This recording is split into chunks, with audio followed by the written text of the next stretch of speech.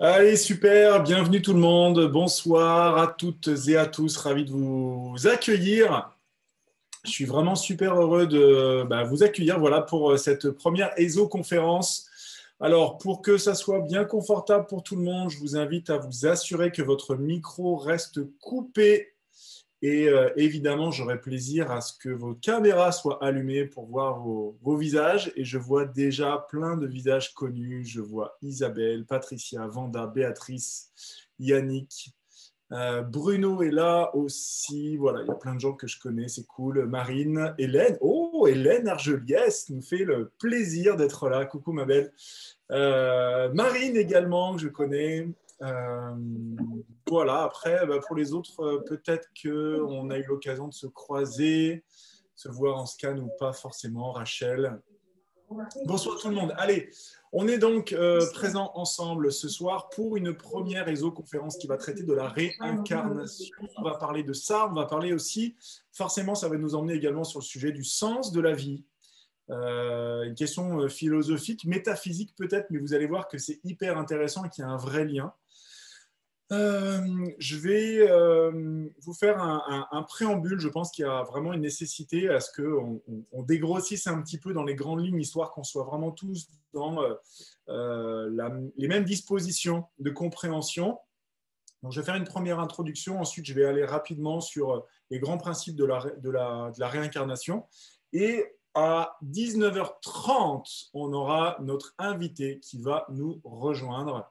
Elle s'appelle Marjorie Chopin, elle est médium, énergéticienne et c'est quelqu'un avec qui j'ai déjà donné une conférence et on avait juste adoré la recevoir. Pourquoi? Parce qu'en fait, elle a vraiment une posture hyper intéressante, justement très détachée. Vraiment, Marjo, elle prétend pas avoir la vérité, elle se présente avec les informations qu'elle a. Je trouve ça vraiment super intéressant, peut-être parce que c'est un petit peu la posture que je choisis aussi. C'est-à-dire que ce soir, on ne va pas vous conter la vérité. On va vous partager avec Marjorie tout à l'heure quels sont les éléments les éléments de réponse que l'on a en main nous-mêmes en fonction de ce que l'on a appris, mais surtout en fonction de ce que l'on a vécu. Puisque quand on communique avec l'énergie régulièrement, à savoir tous les jours, mais pour le coup, eh bien, on a à un moment donné un certain nombre d'informations, un certain nombre de certitudes. Voilà pour le programme. On va pouvoir commencer. Je souhaite la bienvenue à tous ceux qui nous ont rejoints en attendant. Donc, au programme de ce soir, vraiment une courte introduction. Je vais prendre peut-être 10 minutes d'introduction, vraiment, histoire qu'on soit vraiment tous sur la même longueur d'onde pour partir là-dessus.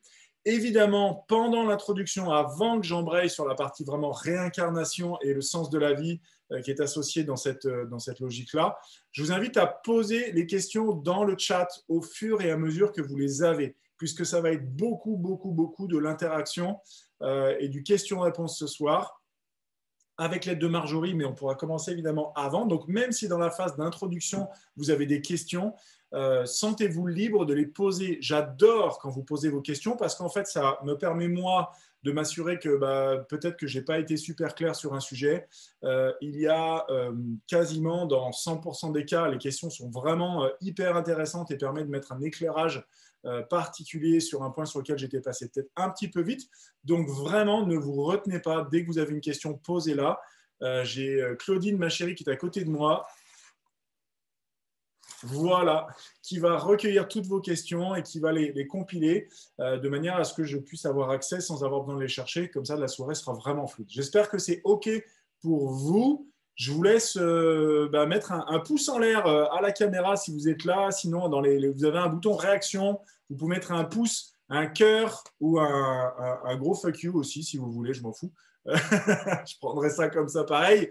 Et puis, écoutez, on commence avec grand plaisir avec tout le monde. OK. Alors,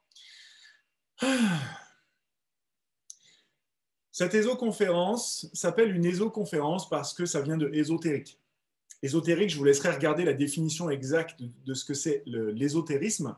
En fait, ésotérique, ça ne veut pas dire qu'il faut s'habiller d'une certaine façon et manger certains trucs et faire des espèces de rituels chelous avec des squelettes d'animaux et de la bave de grenouille. Non, ésotérique, en fait, ça veut juste dire que ce sont des informations qui ne sont pas forcément grand public et qui, a priori, sont, entre guillemets, réservées à des initiés. Moi, ce que j'aime bien, en fait, c'est justement prendre ces informations réservées aux initiés, ou en tout cas ce qui avait été le cas jusque-là, et justement de les rendre grand public, de vulgariser tout ce qu'on appelle l'extrasensoriel, le paranormal. C'est génial parce qu'en fait, il y a de plus en plus de scientifiques qui travaillent dans des laboratoires de recherche et des professeurs en médecine. Donc, c'est-à-dire quand on est docteur en médecine, on fait encore une spécialisation derrière pour devenir professeur. Et ces gens-là, ce type de profil-là, des docteurs et des professeurs font des recherches sur les expériences hors du corps, etc.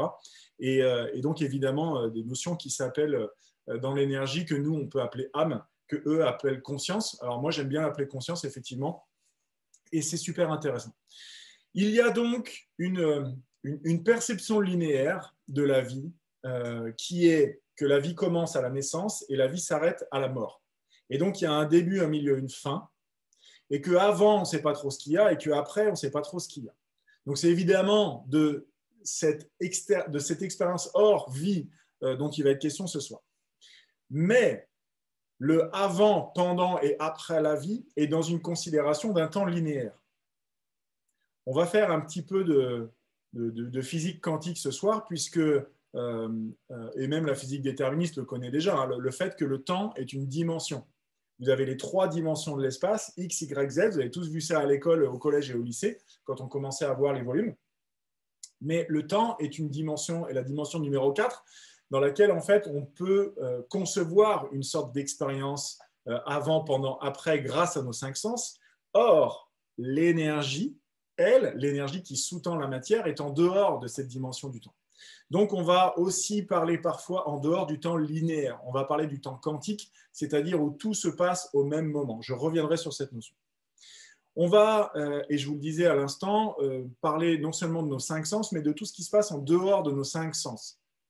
Nos 5 sens sont des outils hyper intéressants qui nous permettent de vivre au quotidien, mais en réalité, nos 5 sens nous donnent accès à vraiment que dalle de ce qu'est la réalité. On n'entend pas les ultrasons avec nos oreilles, que les chiens entendent. On ne voit pas les infrarouges ou les ultraviolets avec nos yeux. Vous savez peut-être ou peut-être pas que les rayons gamma ou que les rayons radio ou les ondes radio qu'on utilise avec nos téléphones portables sont des ondes électromagnétiques, mais dans des fréquences plus faibles ou plus élevées que le spectre de la lumière visible. Autrement dit, une onde radio, c'est de la lumière invisible. On ne vous le présente pas souvent comme ça, on vous dit qu'il y a la lumière d'une part et les ondes radio d'autre part, mais en fait, dans les 2 cas, c'est la même nature, c'est juste les fréquences qui changent. Il y a tout ce que l'on peut sentir dans le sens toucher, c'est-à-dire que j'ai cette tasse dans la main et je peux la toucher, mais il y a ce que je ressens lorsque je rencontre une personne en particulier et que je ne connais pas, et avant même qu'elle ait ouvert la bouche, j'ai un premier ressenti, un premier feeling sur cette personne. Ça, c'est un ressenti qu'on pourrait appeler kinesthésique, mais qui est complètement en dehors du sens du toucher. Je vous prends un autre exemple. Hier, on est allé en ville avec Claudine, qui est à côté de moi, et nos 2 filles. Et les filles voulaient acheter des livres. On s'est dit qu'on allait manger une gaufre ou une crêpe ou un truc comme ça au centre-ville. Alors, on avait grand plaisir qu'ils fassent un froid de canard et qu'évidemment, il faut manger dehors. Donc, c'était génial. C'était une super bonne idée. On a mangé des churros chauds pour le coup. Mais ce qui était très intéressant, c'est que du moment où on s'est retrouvé à faire la queue pour rentrer dans le magasin, parce qu'on a aussi eu le plaisir d'avoir à faire la queue dehors au froid et au vent avant de rentrer, d'être la 6e personne dans le magasin, je passe. Ne me lancez pas sur le sujet, je vous préviens. Sinon, du moment où on était en train de faire... Donc, tant qu'on était en train de bouger, de circuler, etc., que les gens marchaient, qu'on marchait, etc., ça allait. Mais du moment où on s'est calé dans la queue et se retrouvait immobile, je me suis retrouvé à avoir des sensations vraiment très surprenantes dans les jambes. Du moment où on était rentré dans le magasin, les sensations ont commencé à envahir le haut de mon corps. Et après, quand on est ressorti du magasin et qu'on s'est éloigné pour aller à un autre endroit pour chercher de quoi manger, justement, j'avais le haut de mon corps qui vibrait d'une façon très particulière. Et ça, ce sont des ressentis, évidemment, qui se développent lorsqu'on lâche le contrôle, la rigidité, etc., et qu'on se reconnecte à ces ressentis. Il y a des gens qui sont vraiment très kinesthésiques pour le coup dans cette dimension-là, plus facilement que d'autres, et d'autres qui le sont beaucoup moins. Mais dans tous les cas, en fait, ce type de ressenti-là n'est pas de l'ordre du sens du toucher. On est complètement en dehors de ça. Et en fait, c'est toutes ces perceptions-là, lorsque vous avez, je ne sais pas, un flash, une impression de déjà-vu. Je ne sais pas si vous êtes déjà arrivé d'avoir un déjà-vu, mais ça arrive à plein de gens. Vous avez des rêves prémonitoires. Il y a des gens, je reçois plein de messages sur TikTok de gens qui disent « Oh là là, mais moi, ça me fait vraiment flipper. J'ai des images, des flashs comme ça de gens qui vont mourir et une semaine ou deux après, j'apprends qu'ils sont vraiment décédés et c'est horrible. Et parfois, par méconnaissance, les gens se demandent s'ils ne sont pas la cause du décès des gens. Enfin, c'est dur pour eux. Mais voilà, donc il y a des perceptions qui sont d'ordre visuel aussi. C'est ton cas, Emeline, je te vois lever la main peut-être. C'est aussi peut-être, enfin, ça peut aussi être des perceptions d'ordre visuel, mais ce sont des images qu'on a dans notre tête, pas forcément qu'on voit avec nos yeux. Évidemment, on a des gens qui voient les entités avec leurs yeux. On a des enfants aujourd'hui très jeunes. J'avais une conversation avec une cliente, je pense que c'est Sylvie, qui me disait encore que son petit garçon qui a 8 ans aujourd'hui, quand il avait 4 ans, expliquait à sa mère qu'il avait, il se souvenait quand il était en haut avant de s'incarner. Donc le voile en fait entre l'incarnation et le pont en fait de l'amnésie de l'incarnation est en train de se réduire à peau de chagrin. J'ai eu plein de témoignages que j'ai reçus perso, de gens qui me disaient oui, ma fille m'a déjà dit qu'elle nous avait vus d'en haut et qu'elle avait choisi sa famille avant de s'incarner, etc. Donc ce sont des choses qui ne sont pas de l'ordre de la lubie ou de la prise de LSD quand un enfant a 4 ans, ce sont vraiment des perceptions qui sont en dehors des 5 sens.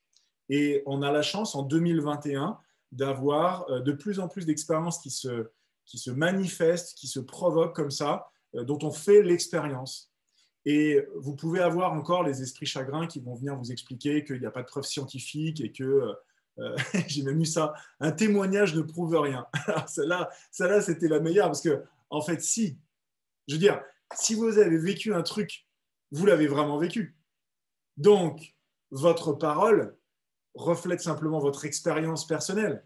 Et donc, en soi, c'est une preuve. C'est QFD. Donc, même s'il y a des gens qui vous diront qu'il n'y a pas de preuve scientifique, l'expérience que vous avez faite, et c'est là où, avec Marjorie, on viendra vous amener notre expérience personnelle, et c'est bien qu'elle soit là parce qu'elle va amener la sienne, qui est évidemment pas la même que la mienne. Nos expériences personnelles font qu'on peut se balader en énergie dans les vies antérieures, notamment. Donc, la notion de réincarnation n'est même plus un sujet, c'est même plus une question, en fait, puisque voilà, je fais des scans tous les jours en séance individuelle, et la question de la réincarnation, elle se présente, mais hyper souvent, au moins une fois par semaine. À un moment donné, sur la séance, on va chercher une vie antérieure pour nettoyer un truc. Je reviendrai sur ça, sur la notion de est-ce qu'il peut y avoir des liens entre les différentes vies en dehors du contrat d'âme ou de l'apprentissage personnel. Est-ce qu'il peut y avoir des casseroles finalement qui datent des vies d'avant? Je reviendrai sur cette question. Voilà. On va surtout faire attention à 2 choses pour la soirée de ce soir, pour cette conférence, pour cette ESO-conférence. Numéro 1, c'est que il faut bien prendre conscience qu'il y a en nous 3 éléments. Fondamentalement, l'être humain, dans son esprit, est constitué de 3 éléments. Il y a d'une part le mental, d'autre part l'ego, et enfin la conscience. Le mental, c'est la partie rationnelle, c'est la partie énergétique qui est liée au cerveau gauche, dans lequel, en fait, on va utiliser cet espace pour mémoriser, classifier, organiser. Le cerveau droit, lui, c'est le cerveau qui est beaucoup plus sensitif dans le sens émotion ressentie. Ça inclut aussi toutes les perceptions extrasensorielles, canalisation, perception voilà, extrasensorielle, etc. Le mental a pour fonction essentielle de jouer le rôle d'une sorte de grand tableau Excel. Il va tout mettre dans des cases pour tout bien organiser. Donc, c'est super quand on a une liste de courses à faire ou quand on doit planifier un événement avec des rendez-vous, etc. Mais il faut faire très attention parce que le mental agit dans une dimension qui s'appelle la dualité. Le mental a beaucoup de mal avec la notion d'unité. La dualité, c'est quoi? C'est le bien, d'une part, et le mal, d'autre part. Et mental a besoin de foutre des étiquettes. C'est comme une DIMO, vous savez, ces machines-là où je tape du texte, ensuite j'appuie sur print et ça me sort une étiquette blanche où c'est écrit noir dessus. Je coupe ça et je colle ça sur le placard, sur la graffeuse où c'est marqué Sylvie, parce que je ne veux pas me la faire chourer par Martine, qui a toujours tendance à se barrer avec mon agrafeuse. Je mets une étiquette. Eh bien, le mental, en fait, il passe son temps à faire ça dans votre tête. Et ce blabla qui est en permanence en vous, cette auto-conversation, eh bien, en fait, c'est votre mental qui est en train de produire des pensées. Le truc, c'est que, comme je vous le disais, lui, il a beaucoup, beaucoup de mal avec la notion de dualité, avec la notion d'unité. Il est vraiment dans la dualité, ça va lui prendre un long apprentissage, un certain apprentissage, avant de se faire à l'idée, mais il reviendra toujours à la notion de dualité, c'est-à-dire le bien et le mal. Et pourquoi je vous parle de ça? Parce qu'en fait, on a tendance à croire, à laisser notre mental croire que la mort est une mauvaise chose. Et lorsque je dis que la mort n'est pas forcément une mauvaise chose, j'ai automatiquement, sur les réseaux sociaux, donc évidemment, il y a tous les niveaux d'éveil et de compréhension, il y a automatiquement des gens qui me disent, mais pourquoi la mort serait une bonne chose? Il y a forcément ce système d'opposition de si ce n'est pas une mauvaise chose, c'est une bonne chose. C'est absolument pas le sujet. La question n'est pas de savoir, de décider ou de juger si la mort est une bonne ou une mauvaise chose. C'est hors sujet. Ça, ce sont des sujets de l'ordre de la dualité. Ici, on est dans une ésoconférence, ésotérique, donc on a une dimension, une approche spirituelle de la question, et donc spirituelle qui n'a rien à voir avec la religion, ça a à voir avec l'esprit spirituel, l'esprit, spirit, et donc c'est une vision un petit peu plus reculée, un petit peu plus en hauteur, un petit peu plus globale. Et donc si je prends de la hauteur sur la notion de dualité, du bien et du mal, je prends du recul sur ça, je m'aperçois que j'ai l'unité qui est ce qui englobe tout. J'ai dit englobe. Ce qui englobe tout avec un G, parce qu'englobe, c'est bizarre comme mot, et on ne va pas l'utiliser à nouveau ce soir. Et donc ça inclut le bon, le mauvais, le bien, le mal, le chaud, le froid, le grand, le petit, bref, tout ce qui s'oppose en fait dans le monde de la matière, dans le monde 3D, j'aime pas trop ces termes, mais si ça vous est familier, voilà, le monde 3D, eh bien, on a toutes ces dimensions-là. Donc, le jugement du mental nous amène forcément dans la dualité. Et donc, ce qu'on va faire ce soir, c'est qu'on va s'assurer d'être en dehors de ça. On va, à chaque fois que votre mental, vous allez entendre ces pensées dans votre tête qui disent « Ah oui, mais c'est bien, ah oui, mais ça c'est mal, et ça c'est bien, et ça c'est mal », dites-vous que c'est votre mental qui est en train de produire des pensées dans la dimension de la dualité, et qu'on essaie d'avoir un niveau de conversation qui est au-dessus, pas au-dessus dans le sens meilleur, au-dessus dans le sens reculé et de plus haut. On est dans une dimension de l'unité où on va discuter de ce qui est. Point, fin de phrase.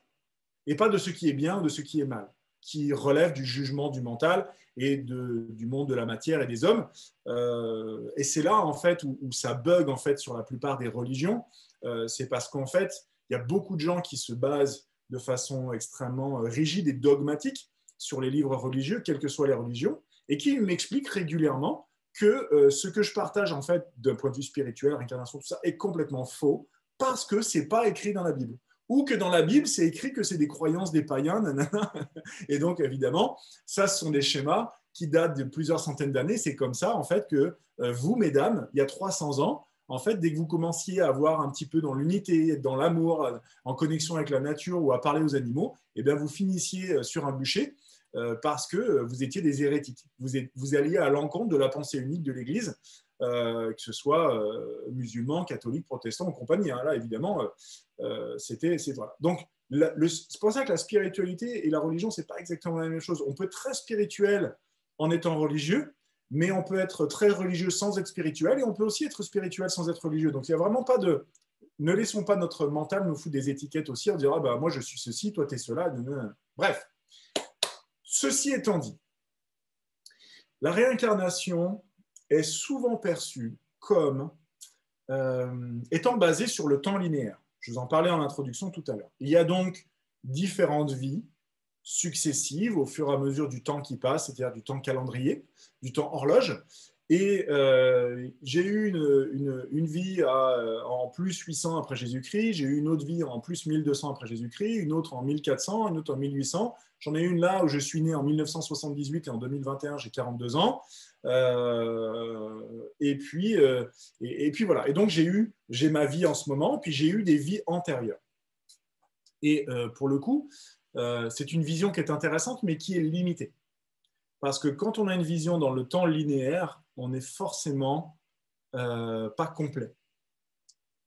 Par exemple, on entend très très souvent parler de la notion des vies antérieures quand on parle de la réincarnation. On entend assez peu parler des vies postérieures, les vies qu'on va voir après. Ben oui, mais Cédric, on ne peut pas en parler vu qu'elles n'ont pas eu lieu. Et là, ça, c'est une réflexion qui est basée sur une logique du temps linéaire. Je suis à maintenant, le passé est passé, mais le futur n'existe pas encore. Ça, c'est vrai dans le monde des cinq sens. Ça, c'est le vrai dans le monde des trois dimensions, et la quatrième étant le temps linéaire. Or, la conversation qu'on a ici, c'est une conversation spirituelle du point de vue de l'unité. Si je prends une considération de plus haut et de plus reculé, eh bien, en fait, ce temps linéaire est une sorte de tunnel. Et la vérité, c'est qu'il y a une infinité de tunnels. D'un point de vue quantique, alors, la physique quantique nous explique un certain nombre de choses. Mais d'un point de vue quantique, en fait, la partie qui va nous intéresser, c'est surtout le phénomène des potentiels. L'effondrement quantique, c'est prendre le nuage d'un nombre infini de possibilités et qu'avec notre conscience, qui est nous, qui est la conscience qui observe le mental, qui observe l'ego et qui observe le temps se dérouler, à partir de cette conscience-là, du moment où je pose mon attention sur un point particulier, et en fait, je vais provoquer ce qu'on appelle un effondrement quantique, c'est-à-dire que je vais manifester un potentiel particulier, le matérialiser, faire descendre ce potentiel dans la matière, et tous les autres n'existent plus. Puisqu'en gros, j'ai choisi de manifester, de matérialiser ça. Alors, je ne vais pas vous embarquer sur la loi de l'attraction, la loi de la création, etc., ce n'est pas le sujet, mais d'un point de vue quantique, il y a donc un nuage infini de possibilités. Si vous avez vu le film Soul, le dernier Disney, avec le musicien noir qui se retrouve à mourir par accident et qui se retrouve, si vous avez vu ce film, hop, il se retrouve dans une espèce de monde chelou avec des petits bonhommes qui courent partout, avec tous un badge, et il y a une espèce de grande forme, on dirait une espèce de Picasso, qui est là comme une gardienne de crèche. Si vous avez vu ce film, lorsque le personnage central de l'histoire se retrouve là, face à cette grande bonne femme avec la tronche tordue à la Picasso, il lui dit « Mais vous êtes qui ?» Et le personnage répond « Je suis la totalité des possibilités quantiques de l'univers. » Vous reprendrez le film si vous êtes abonné à Disney+, vous pourrez reprendre en replay, et vous écouterez ce passage. La réponse est absolument géniale. Les Disney sont réputés pour être des trucs satanistes, etc. Je n'ai pas vérifié, je m'en fous. Mais en tout cas, il y a des vraies pépites dans la plupart de ces films. Et celle-là en est une. Je suis la totalité des possibilités quantiques de l'univers. C'est-à-dire, si je prends tout ce qui est potentiellement possible dans l'univers en entier, en gros, c'est Dieu, tel que la plupart des fondements de croyance essayent de nous l'expliquer depuis la nuit des temps. Et donc, la totalité des possibilités quantiques sont là. Mais elles sont là en même temps, vu qu'elles sont potentielles, tout en même temps. Autrement dit, la réincarnation ne se situe pas dans un temps linéaire, il se situe dans un temps quantique, où toutes vos existences, toutes vos vies ont lieu maintenant. C'est-à-dire que votre incarnation du XIVe siècle, votre incarnation du 8e siècle, et toutes celles de 5000 ans en arrière, incluant toutes celles des vies d'après, au 23e siècle, au 32e siècle, etc., ont toutes lieu en même temps. Toutes. C'est pour ça qu'on peut facilement faire des ponts d'une vie antérieure aux vies postérieures à votre vie présente, parce que dans l'énergie, tout se passe en même temps. Absolument tout se passe en même temps, et du coup, en fait, il y a un vrai lien, et donc toutes nos existences ayant lieu en même temps, c'est pour ça qu'en fait, on se retrouve avec des casseroles qui datent de nos vies d'avant. Il y a évidemment les casseroles des vies d'après qui sont liées avec ce qu'on est en train de faire et qui nous aident à progresser en ce moment. Et dans votre vie de maintenant, puisque je reprends le temps linéaire, vous êtes en train d'aider vos vies d'avant à progresser elles aussi. Tout ça se passe en fait dans un espèce de monde, on appelle ça les multivers, c'est-à-dire des univers multiples où si je voyage dans le temps, disons je reviens à quand j'avais 10 ans, je vais retrouver le moi Cédric à l'âge de 10 ans, mais je vais potentiellement avoir une personnalité différente, je vais potentiellement faire des choix différents, parce que quand je vais remonter dans le temps, en fait, je vais me retrouver dans un univers parallèle qui va ressembler en tout point, mais qui va inclure des nuances et des différences quand même. C'est la raison pour laquelle, comme je vous disais, en fait, toutes nos vies, toutes nos expériences de vie ont lieu en même temps, et donc, en fait, elles ont toutes des liens. Ce qui veut dire que, je reprends le cas où j'étais avec, je crois que c'était... c'était Anna. Je crois que c'était Anna. On était en séance cette semaine et on est venu toucher une vie antérieure. Il s'est passé quelque chose. Et en fait, j'ai pu sentir qu'il y avait quelque chose qui était à nettoyer. En fait, elle a eu de mémoire et une vie antérieure où il y a eu une mutilation. Et il a fallu réparer cette mutilation dans l'énergie pour pouvoir permettre à l'existence de Anna en ce moment de faire un pas en avant et de se libérer de ce poids-là. J'ai très régulièrement, et moi je l'ai vécu aussi, hein, c'est-à-dire que j'ai eu cette question récemment, c'est est-ce qu'on peut aller voir les vies antérieures en séance de scan. Moi j'ai eu besoin de nettoyer des choses où on m'avait raconté que j'étais effectivement un gladiateur dans une arène, et en fait si je gagnais, c'est-à-dire si j'étais le dernier vivant, j'avais ma liberté, mais ça voulait dire que pour ça il fallait que je tue les personnes qui étaient en face de moi, et en fait à l'époque je n'avais pas été capable de faire ce choix-là. Et même si je tenais très fort à la liberté, de faire payer le prix de ma liberté à quelqu'un, ce n'était pas OK. Donc, du coup, ma liberté, je ne l'avais pas acquise. J'avais renoncé à ma liberté pour laisser vivre l'autre.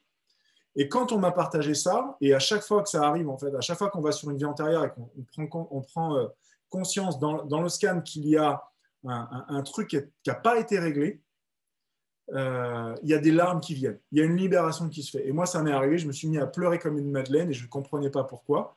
Parce qu'effectivement, en fait, il y a un pont qui s'est fait, mais c'était vraiment vibratoire. C'est-à-dire qu'au moment où on m'en a parlé, j'ai pris conscience, j'ai pu voir la scène et j'ai pris conscience qu'en fait, j'avais décidé de me sacrifier parce que je n'étais pas prêt à sacrifier les autres pour le prix de ma liberté. Ce qui fait que dans cette vie-là, la notion de liberté était hyper présente. Et que je faisais énormément de choses pour défendre la liberté coûte que coûte. Et donc, ça créait beaucoup de colère chez moi, parce que dès que quelqu'un venait toucher à la notion de liberté, que ce soit vis-à-vis de moi ou vis-à-vis de qui que ce soit, ça me foutait dans une colère noire, dans des choses aussi débiles que quelqu'un qui se gare en travers sur 2 places de parking. Pour moi, c'était de l'égoïsme, c'était empêcher la liberté des autres, etc. Et ça me foutait dans une colère noire. Ça n'a aucun sens. Mais parce qu'il y avait un lien quantique, un lien énergétique avec une vie précédente dans le temps linéaire, et du moment où ça a été réglé, en fait, cette notion de liberté s'est beaucoup mise à recirculer, et aujourd'hui, c'est plus un sujet. Donc, s'il y a des choses vraiment qui vous entravent et qui n'ont aucun sens et qui vous font réagir, etc., très, très, très souvent, ça a à voir avec une vie intérieure. Je vais commencer à prendre les questions parce que Marjorie, je crois qu'elle est déjà arrivée, et je vais lui donner la parole dans quelques minutes. Je vais regarder un petit peu, voir s'il y a quelques questions à prendre. Alors, est-ce que c'est vrai que de rêver, que quand on rêve de nos proches qui sont décédés, c'est parce qu'ils viennent nous voir? C'est tout à fait possible. C'est tout à fait possible, effectivement.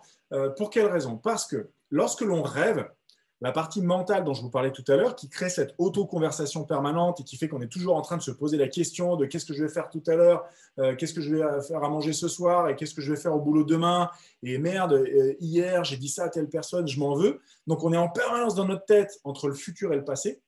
Ce brouhaha mental empêche en fait du mental, donc de l'énergie du cerveau gauche, empêche le cerveau droit de se connecter à l'énergie et aux perceptions. Ce brouhaha mental empêche la connexion de se faire.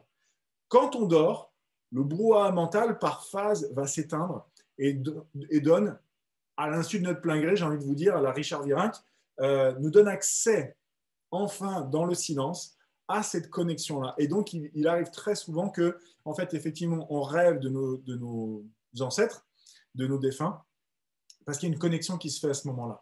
Et donc, évidemment, on peut rentrer ensuite dans de l'interprétation des rêves ou alors de prendre les choses telles quelles, mais ça, vous le sentez en fait.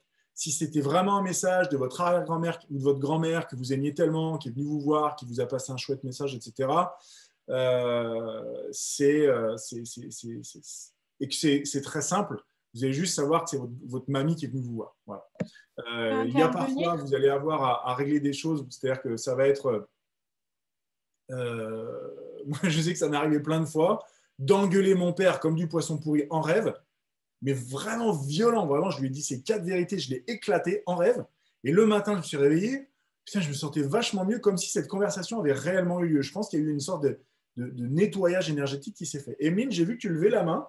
Alors, je vais te donner la parole. Active ton micro et pose ta question, s'il te plaît. Je pense que tu dois rebondir sur ce Alors, qui... c'est pour appuyer avec mon témoignage. En fait, plus jeune, j'ai été capable d'écrire et de trouver mon parrain sur des photos qui étaient décédées bien avant ma naissance, justement parce qu'il m'est apparu dans mes rêves et qui a été là pendant une bonne partie de mon enfance, en fait, à veiller sur moi. Et donc, en fait, j'ai été capable enfin, et c'est là que j'ai vu que c'était fort, bah, ça pouvait pas être autre chose, en fait. Dans le sens où j'ai pu le trouver sur des photos de famille, qu'on m'avait jamais parlé de lui avant, à part son prénom, et que j'étais capable de donner ses traits de caractère, comment il était, ses tics de langage, et que, enfin, c'est tous des trucs comme ça. Donc, oui, c'est même plus que possible, puisque, bah, moi, c'est arrivé, en fait. J'ai eu une relation avec mon parrain sans en avoir une. Donc, Voilà, voilà. Et ça arrive super souvent. Merci beaucoup, Emeline, pour ton témoignage. Voilà, voilà. Confirmation de ce côté-là. Donc, oui, tout à fait, ce sont des choses qui se passent comme ça. Absolument. Hop. Voilà, Mire qui nous dit, parce que c'est effectivement une notion qui est vraiment centrale dans la notion de la réincarnation et qui va déclencher, je sais, beaucoup de questions. Et on aura Marjorie avec moi tout à l'heure pour nous répondre. Est-ce qu'on choisit vraiment nos parents? Est-ce qu'on passe un accord avec notre famille d'âme pour se réincarner dans les mêmes familles, c'est-à-dire qu'on continue ensemble à jouer les mêmes rôles, etc. Alors, question numéro 1, est-ce qu'on choisit vraiment nos parents? La réponse est oui. Dans les scans énergétiques, dans les scans thérapeutiques, on va toujours voir 2 choses. On vient voir pourquoi ton âme est venue dans cette famille-là, qu'est-ce qu'elle est venue chercher, ça s'appelle la colonne familiale. Et deuxième chose, c'est qu'est-ce que ton âme, donc ça c'est la première chose, c'est qu'est-ce que tu es venu apprendre pour toi. Autrement dit, on a choisi cette famille-là pour vivre tout ça, incluant les galères, la souffrance, les maltraitances, tout. Tout a été choisi en amont, dans les grandes lignes. Évidemment, ce n'est pas à la virgule près. Dans les grandes lignes, parce que l'idée, c'était de venir apprendre quelque chose pour soi-même, vraiment pour permettre à notre âme de faire des expériences dans la matière. C'est parce que l'énergie sait, mais avoir des informations sur et faire l'expérience d'eux sont 2 notions complètement différentes. Avoir des informations sur soi, c'est-à-dire je suis né le 6 avril 82, mon numéro de sécurité sociale c'est 2 82, bon bref, ça c'est avoir des informations sur soi. Mais faire l'expérience de sa propre vie, avoir ressenti des émotions, alors là on rentre dans le jugement positif ou négatif, c'est-à-dire agréable ou désagréable, vivre des situations qui sont plutôt favorables à notre évolution ou plutôt défavorables à notre évolution d'un point de vue du mental qui va opposer les deux, c'était des choses qui étaient nécessaires et qui étaient vécues pour être nécessaires. Ça, c'est votre colonne familiale, c'est pourquoi votre âme est venue s'incarner dans cette famille-là. Qu'est-ce qu'elle est venue apprendre pour elle-même? Ensuite, la deuxième chose qu'on va toujours voir, c'est quelle est la contribution, c'est-à-dire qu'est-ce que votre âme est venue apporter au monde, apporter à autrui, c'est-à-dire qu'est-ce qu'on est venu faire tous ensemble dans un espèce de cheminement logique, puisque vous savez que vous êtes tous comme des flocons de neige. Si vous recevez mes mails réguliers, vous vous souvenez peut-être de ce mail que je vous ai envoyé il y a quelques semaines. Vous êtes comme un flocon de neige. Imaginez une étendue de neige sur des kilomètres. Il n'y a pas 2 flocons qui sont identiques. Il y a des milliards de milliards de milliards de flocons tous les hivers qui tombent sur la planète. Il n'y a pas 2 flocons qui sont identiques. Eh bien, vous êtes comme ces flocons. Vous avez une incarnation spécifique, ce que vous êtes venu apprendre pour vous-même, et il y a ce que vous êtes venu apporter au monde dans votre unicité, que personne d'autre, depuis la nuit des temps, ne pourra venir apporter à votre place. Et ça, c'est votre mission de vie, ça, c'est votre contribution au monde, ça, c'est les choses qu'on va voir aussi en scan. Donc, il y a vraiment ces 2 éléments qui sont hyper importants. Donc, la réponse à est-ce qu'on a vraiment choisi notre famille? Oui. est-ce qu'on a passé un accord avec notre famille d'âme pour se réincarner dans la même famille, c'est-à-dire mes parents sont toujours mes parents, mes enfants sont toujours nos enfants? Non. Vous avez pu, dans une vie précédente ou postérieure ou suivante, être un garçon, une fille, un chien, un chat, peu importe, ou un ver de terre. Les parents des uns ont pu être les enfants des autres.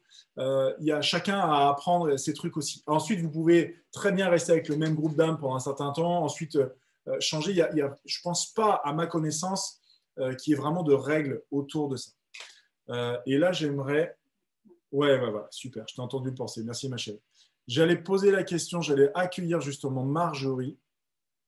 Marjorie, très chère, si tu m'entends, est-ce que tu peux simplement allumer ton micro et ta caméra que je puisse Oui. te souhaiter la Je bienvenue. t'entends très bien. Bonjour, très chère. Je vous vois très bien. Bonjour à tous. Salut. Marjorie, je te présente tout le monde. Tout le monde, je vous présente Marjorie. Merci à toi de te rendre disponible pour ce soir. Ça fait super plaisir de t'avoir à nouveau avec nous. Oui, moi aussi. Bon, je ne sais pas depuis combien de temps tu es là, mais tu as probablement entendu qu'on avait commencé les questions-réponses. Et évidemment, il y a des questions pour lesquelles je vais avoir très envie d'avoir ton regard et ton expérience personnelle. Alors, est-ce que je pourrais présenter Marjorie juste avant? Voilà. Ce que j'aimerais dire simplement, c'est que donc, Marjorie, je t'ai présenté au tout départ comme médium et énergéticienne. Je sais, et je ne l'ai pas dit, que tu fais aussi des tableaux énergétiques. Donc, il y a un côté vraiment art connecté avec ça. Explique-nous un petit peu quelles sont tes attributions et ton rôle sur Terre. C'est quoi ta contribution à toi, ma chère? Alors, c'est ça qui est drôle, et c'est ce que j'étais en train de penser juste avant, c'est que plus j'avance et moins je me limite, moins je me mets moi-même dans une case, en fait. Je pense, au début, quand j'ai commencé, je me disais médium, après thérapeute, énergéticienne, et en fait, je me rendais compte que je me cloisonnais moi-même. Et plus je me cloisonnais, moins je me retrouvais. Et maintenant, j'essaie vraiment d'agrandir, d'accueillir toutes les facettes, de dire, OK, je fais quoi? Je fais des conférences, je fais des ateliers, je fais des séances de guidance, je fais des soins énergétiques, je fais des tableaux vibratoires, je fais des orgonites énergétiques. Et c'est OK. J'essaie vraiment de me dire que j'accueille à moi tout ce qui me vient, tout ce que j'ai envie de faire. Et bah, pour l'instant, ça marche bien. Donc, j'ai envie de continuer comme ça et j'ai pas envie de me mettre dans une case. Voilà. Donc, d'un point de vue pratique, tu seras simplement Marjorie. Ouais, et voilà, ben, pour nous, pour ce soir, tu seras Marjorie très bien. Voilà, avec qui tu es, avec qui tu apportes. Alors, c'est super intéressant, les amis, ce qu'elle vient de vous partager. Et du coup, je rebondis. Si vous avez entendu ce que je disais tout à l'heure par rapport au mental, qui est une sorte de 10 mots pour faute des étiquettes sur les agrafeuses, en fait, votre mental, si vous lui posez la question, mais qui je suis, en fait, il va se régaler à vous filer toutes les étiquettes qu'il vous a collées sur la tronche depuis des années. Hein. Et en fait, Marjorie vient juste de vous partager qu'en fait, vous pouvez choisir de virer ces étiquettes parce que vous pouvez être ce que vous voulez. Carrément. Et voilà. Ouais. Alors, on va revenir sur les questions. Mais en même temps, excuse-moi, c'est un verrou, mais en même temps, c'est juste aussi une étiquette, c'est OK aussi. En fait, il n'y a pas forcément de c'est bien ou c'est moins bien, c'est OK pour tout le monde. Si on a envie de rester cloisonné dans quelque chose, ça nous convient un temps, ou si on a envie de changer, c'est OK. C'est ça qui est fabuleux, c'est qu'on peut être toutes les facettes de notre nous. C'est bien, c'est juste. Ok, absolument, on est tout à fait d'accord. Juste d'un point de vue tout à fait technique, Marjo, est-ce que tu peux t'assurer que tu n'as pas quelque chose qui est en train de tirer sur ta connexion Internet, parce qu'il y a des légères coupures dans le son de ton côté, à moins que ce soit moi, mais je pense. C'est exactement ce que je vais faire. Oui. Non, voilà. je sens que je suis en décalé, c'est exactement ce que j'étais en train de faire. Voilà. Alors, du coup, je vais me déconnecter un peu de tout ça. Est-ce que vraiment on a une famille d'âmes au sein duquel on est coincé dans nos différentes incarnations, ou est-ce que c'est quelque chose de ton expérience à toi qui est beaucoup plus flexible? Je trouve déjà que tu avais très très bien répondu à la question tout à l'heure. J'ai trouvé ça très juste. Il y a certaines, pour moi, il y a certaines, comme tu le disais, il n'y a pas de règles en soi. Je ne pense pas que ce soit vraiment étiqueté. Oui, tu vas rester avec cette famille d'âmes pour toutes tes incarnations.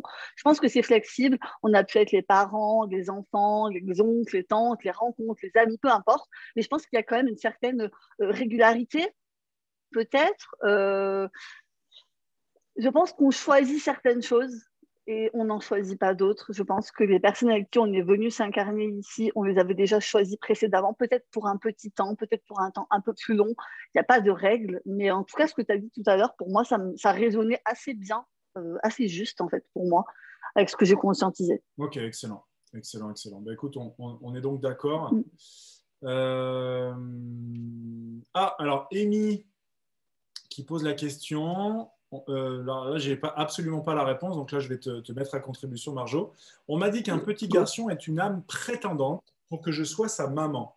Alors, j'ai déjà eu des questions de cet ordre-là. C'est-à-dire que j'ai souvent des gens qui viennent me voir en disant voilà, on m'a dit que j'étais une âme comme ceci. Voilà, là, c'est un petit garçon qui est comme cela. Donc là, c'est encore des étiquettes qui n'engagent que la personne qui a prononcé le mot avec les concepts qu'elle a foutus derrière.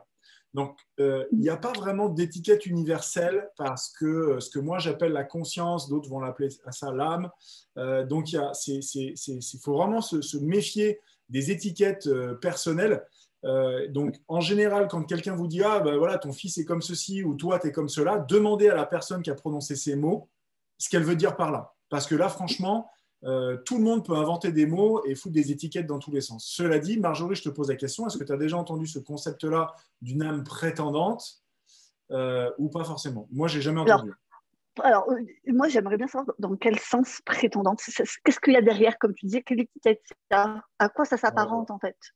C'est ça qui est intéressant parce que après, il y a certaines, par contre, j'ai entendu pas mal de fois à plusieurs reprises que quand la maman n'est pas encore enceinte, elle peut ressentir dans l'énergétique l'enfant, la présence de l'âme. Et ça, je l'ai déjà entendu plusieurs fois, à plusieurs. Donc, après, est-ce qu'on peut dire, et c'est pareil, c'est un petit garçon, on peut très bien être une âme avec une polarité plus yang, et ça peut être une fille. Donc, en fait, ça dépend aussi à ce niveau-là. Comment on peut. Qu'est-ce qu'on fait de cette information aussi? On est donc d'accord, c'est un mot étiquette. Et oui. Dans ce cas-là, vraiment référez-vous à la personne qui vous a filé cette étiquette-là, parce que c'est vraiment la question, c'est qu'est-ce qu'elle met derrière, et c'est pas forcément que facile, vu qu'il n'y a pas, encore une fois, c'est ce que je vous disais en toute introduction, et Marjorie, je sais qu'elle est vraiment dans cette dynamique-là, il n'y a pas une vérité unique, universelle, avec un espèce de dictionnaire spirituel, où tel mot veut dire telle chose, et avec des... Voilà, ça serait pratique pour que tout le monde se comprenne, ça serait facile. Mais le mental est très fort. Voilà, mais le mental est très fort, inventer des trucs. Voilà, en collaboration avec Ego, et dire ah, tiens, moi, je vais inventer mon mot à moi, comme ça, c'est ma marque de fabrique. Et, voilà. Alors, question de Dorian. Comment est-ce qu'on peut récupérer certaines de nos capacités des vies antérieures? Alors, par récupérer, j'imagine qu'elle doit vouloir dire pouvoir utiliser dans cette vie-là des capacités qu'on a peut-être développées dans les vies antérieures. Je ne suis pas certain que ça se récupère. À mon avis, elles sont là, elles sont latentes. Mais t'en penses quoi, toi, Marjorie? Alors, moi, je pense que c'est déjà... en fait, avant de venir, on vient avec un objectif d'incarnation, comme tu en parlais un peu tout à l'heure. On vient pour expérimenter quelque chose, ça peut être dans le ressenti, dans les émotions, dans les capacités. Et pour moi, ça se choisit en dehors de l'incarnation.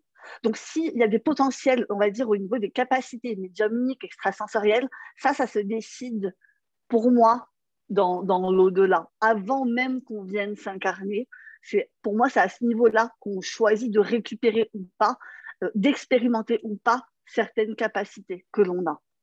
Pour moi, ça se passe comme ça. Ouais.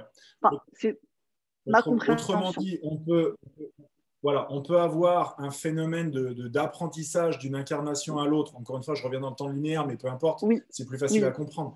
Un phénomène d'apprentissage où en fait, je développe mes capacités et à chaque vie, je repars avec ce bagage initial.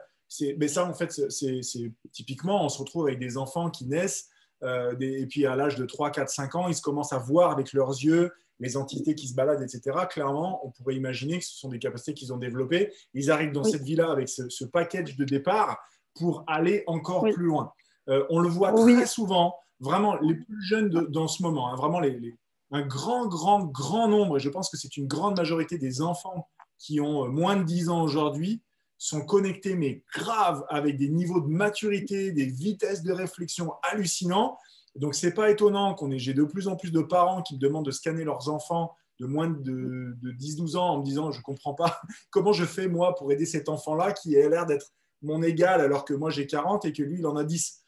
C'est quoi l'histoire là? Comment ça se fait qu'à 4 ans, ma fille me parle comme si elle en avait 20, qu'elle a des niveaux de compréhension, etc. En fait, ce sont des gamins qui arrivent avec un bagage de base qui est clairement pas le même que le nous quand on avait leur âge.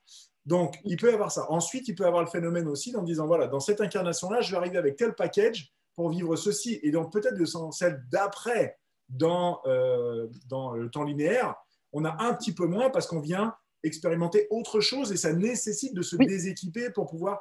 Donc, encore une fois, je pense qu'il n'y a pas de…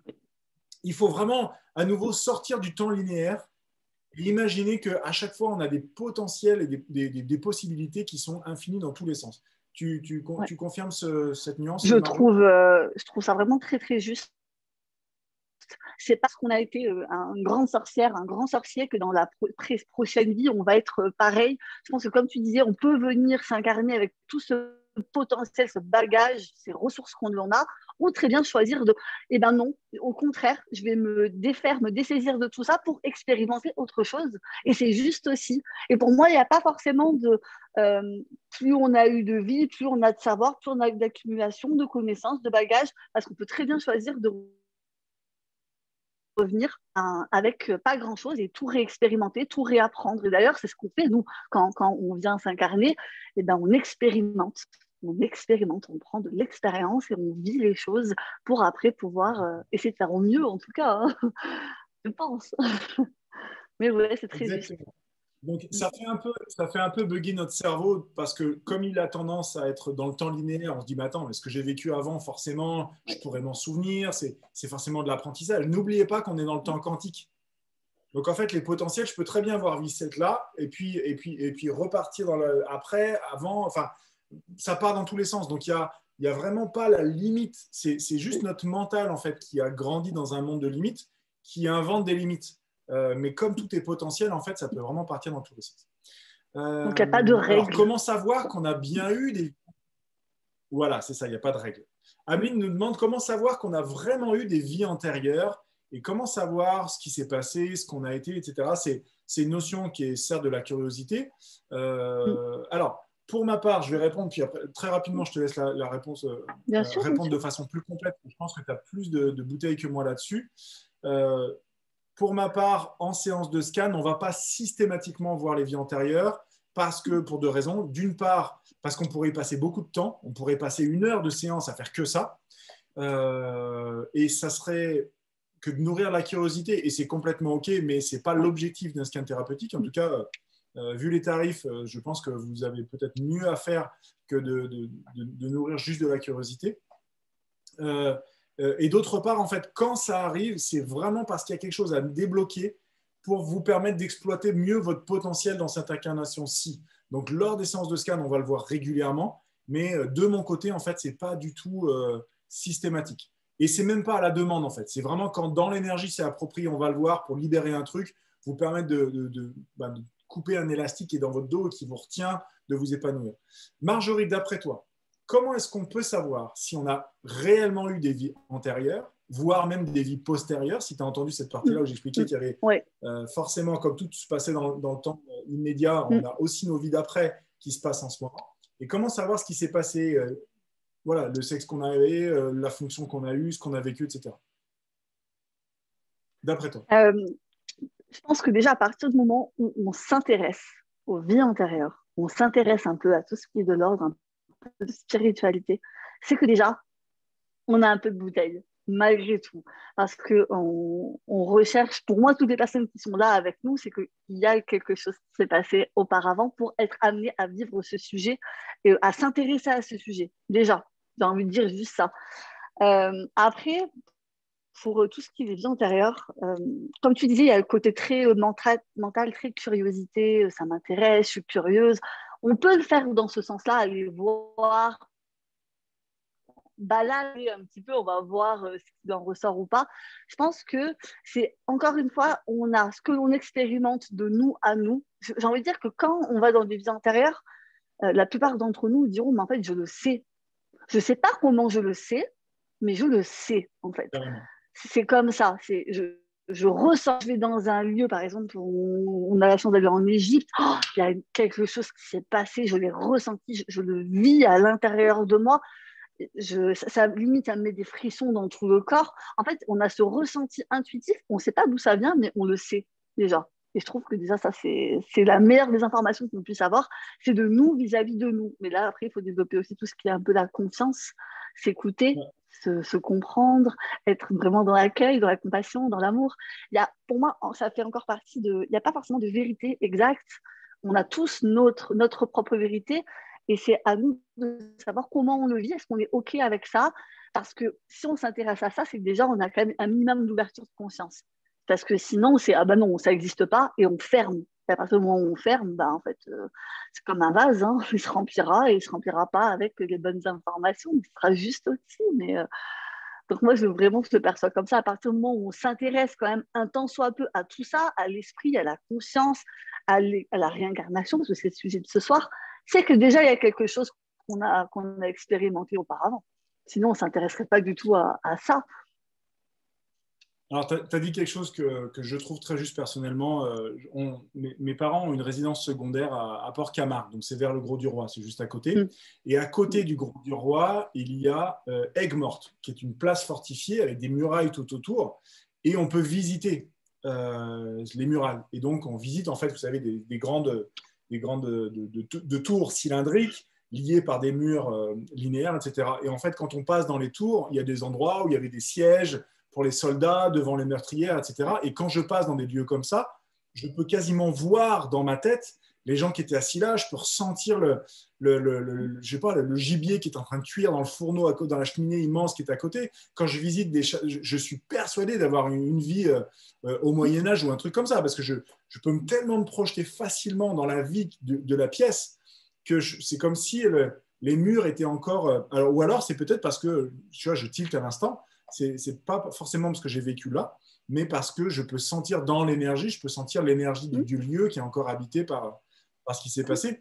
Mais du coup, je peux faire l'expérience de dire, je suis sûr que j'ai vécu en Égypte, pour reprendre ton exemple, mais est-ce qu'il y a une autre façon que d'aller en Égypte, de savoir si on a eu des vies antérieures, mais surtout, qu'est-ce qui s'est passé dans les vies antérieures? D'après toi, comment les gens pourraient avoir l'information de se dire, voilà, j'ai eu tant de vie, j'ai été un criminel, une bonne sœur, et tout ça en même temps? Comment on pourrait Moi, faire? je pars du principe que on peut aller le voir aussi peut-être en faisant de l'hypnose ou de la méditation. Mais pour moi, il faut qu'il y ait un but, en fait. Enfin, après, ça, c'est mon point de vue, mais je pense qu'il faut qu'il y ait un but pas forcément de la curiosité, mais déjà de poser la question. Peut-être qu'à l'heure d'aujourd'hui, je me sens peut-être bloquée. Est-ce que ça peut venir d'une vie antérieure? Dans ce cas-là, oui, je vais aller vraiment faire le travail d'aller rechercher quelque chose, une information qui va m'être utile pour débloquer quelque chose. Je pense que ça part déjà de l'intention qu'on va y mettre, parce que pour moi, vraiment, hein, à l'époque dans laquelle on a tous vécu des vies antérieures. Donc, c'est qu'est-ce que je vais faire de cette information, qu'est-ce que je vais rechercher dans cette information pour m'apporter vraiment dans une, peut-être une solution, peut-être pas grand-chose, peut-être une reconnexion aussi, mais ça dépend. Bon, ouais, c'est ça. En fait, je remarque qu'il y a un effet qui est souvent lié parce que justement, quand j'ai la question, notamment sur TikTok, hein, les réseaux sociaux, parce que les gens n'ont pas forcément entendu l'espèce d'avertissement que j'ai proposé, la phase introductive que j'ai proposée au début de la conférence de ce soir, qui parlait justement du mental et du jugement. J'ai souvent la question, mais cette vie pourrie que j'ai là, j'ai dû faire une mauvaise chose dans une vie antérieure, je suis puni, il y a un truc. Non, c'est quoi ton avis, Marjorie? Moi, j'ai le mien. Moi, je pense pas. Moi, je pense pas que. Alors, on n'a pas tous la même définition du pourri. Ça, c'est vraiment, c'est personnel, c'est un jugement personnel. Même ce qui est bien et ce qui est mal, c'est un jugement personnel. On peut très bien dire j'ai une vie totalement pourrie, c'est sympa. Moi, je vis sous un pont, elle est plus pourrie que la tienne. Enfin, du coup, non, je pense. Alors, pour moi, le karma existe. On récolte ce que l'on sème. Après, il y a quand même une certaine nuance avec les vies antérieures. Par exemple, si dans une vie antérieure, j'ai été un gros, et ben là, c'est normal que je le paye. Alors, j'ai envie de dire oui et non, parce que finalement, on crée notre propre réalité à chaque moment. Donc oui, peut-être qu'il y a une histoire de karma, et j'y crois vraiment.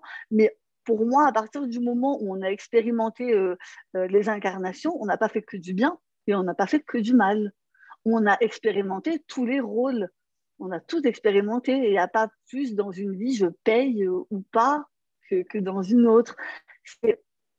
Tout est juste en fait. Je crois que c'est vraiment lié à une mauvaise compréhension des textes religieux, notamment catholiques.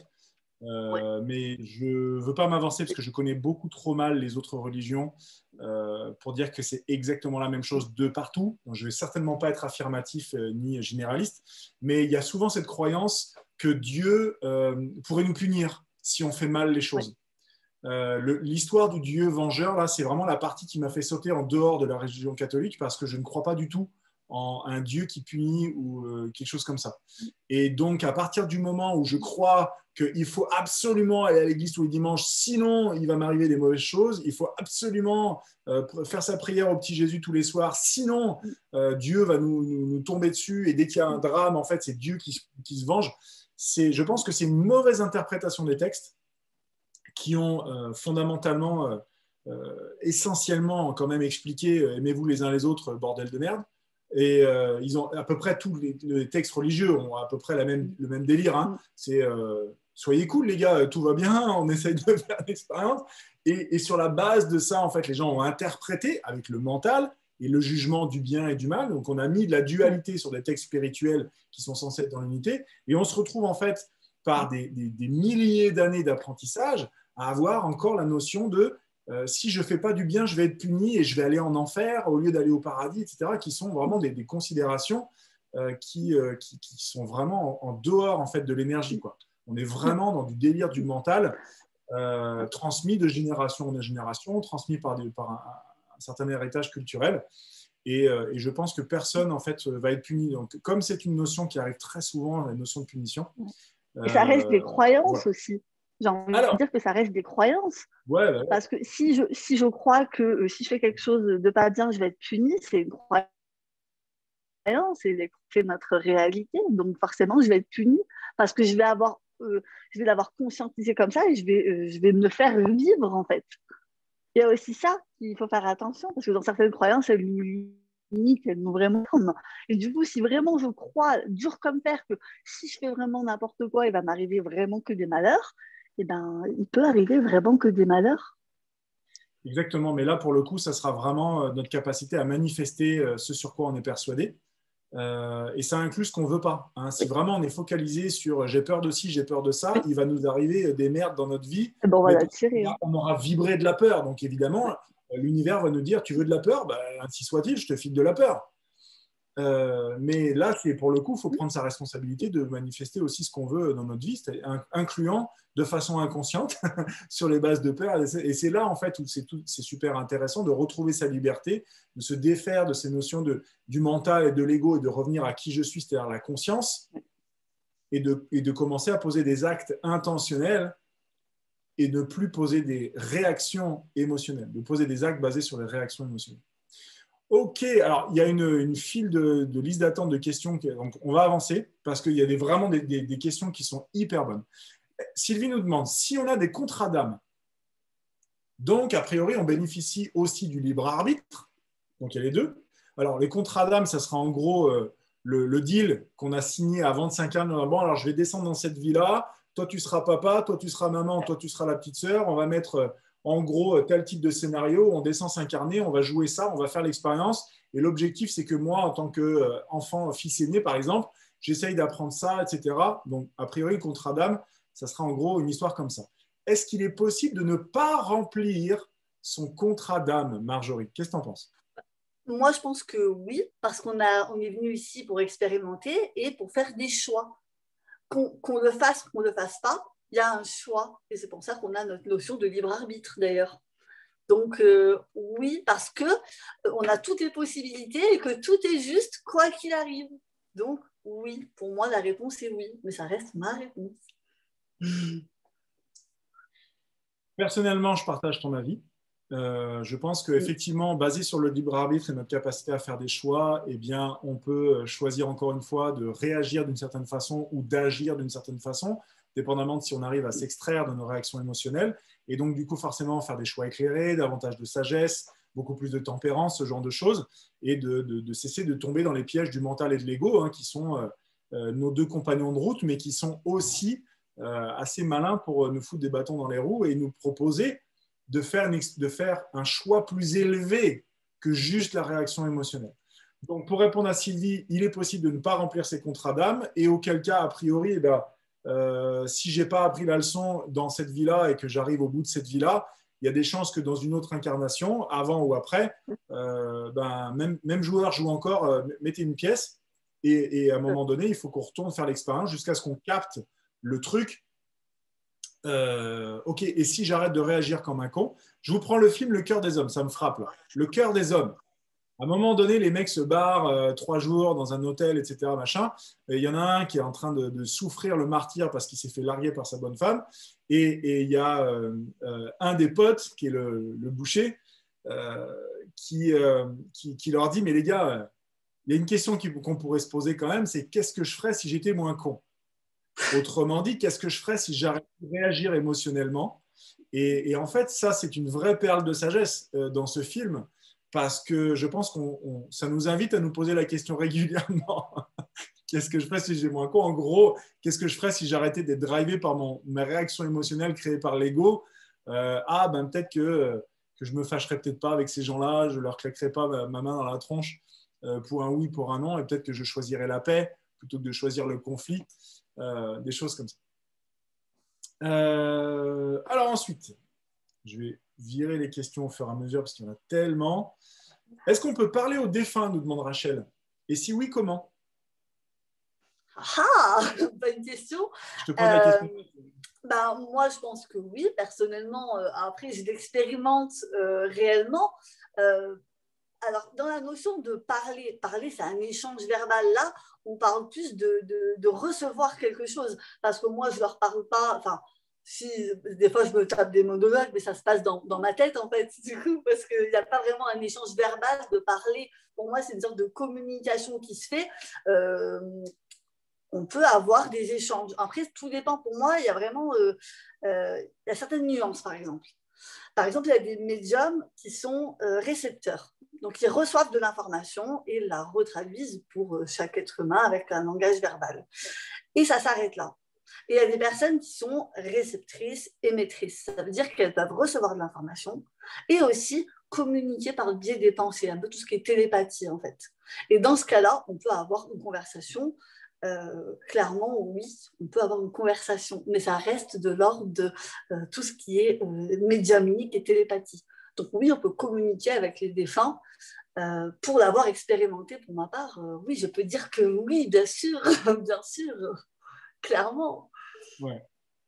Donc, alors, pour le coup, on peut toujours leur parler. C'est-à-dire que de chez vous, après la conf, vous pouvez me parler à moi ou parler à Marjorie, vous pouvez nous parler. La question, c'est est-ce qu'on va vous entendre et est-ce qu'on va vous répondre, effectivement. J'ai tendance à, par expérience, j'aurais tendance à répondre que du moment où vous pensez à la personne, il y a une connexion qui se fait. Et si intentionnellement vous demandez à l'énergie de cette personne qui est défunte de venir près de vous, c'est fait. Dans la seconde, l'énergie, où qu'elle soit, puisqu'elle est affranchie des notions de temps et d'espace, l'énergie où qu'elle soit va se présenter à côté de vous. Ensuite, à vous d'être suffisamment vigilant et attentif pour peut-être ressentir la présence de cette énergie, incluant le fait que vous allez la sentir, puis juste après, votre mental va vous dire « Mais non, c'est des conneries, qu'est-ce que tu crois que tu es en train de sentir ta grand-mère, elle est morte, donc elle est au cimetière. » En fait, non, ce n'est pas là qu'elle est. Il y a peut-être les restes de son corps, mais absolument pas son énergie, son âme, si vous voulez. Donc, à partir de là, pour moi, qu'on lui parle à voix haute ou qu'on leur parle dans la tête, du moment où on a sollicité leur présence et qu'on a une communication avec eux, surtout si c'est une communication empreinte d'une vibration d'amour, de gratitude, de reconnaissance, de bienveillance, le message va passer. Et vous allez probablement pouvoir, et là je vous le dis, le faire vraiment par vous-même, c'est communiquer, avoir une conversation avec cette énergie-là.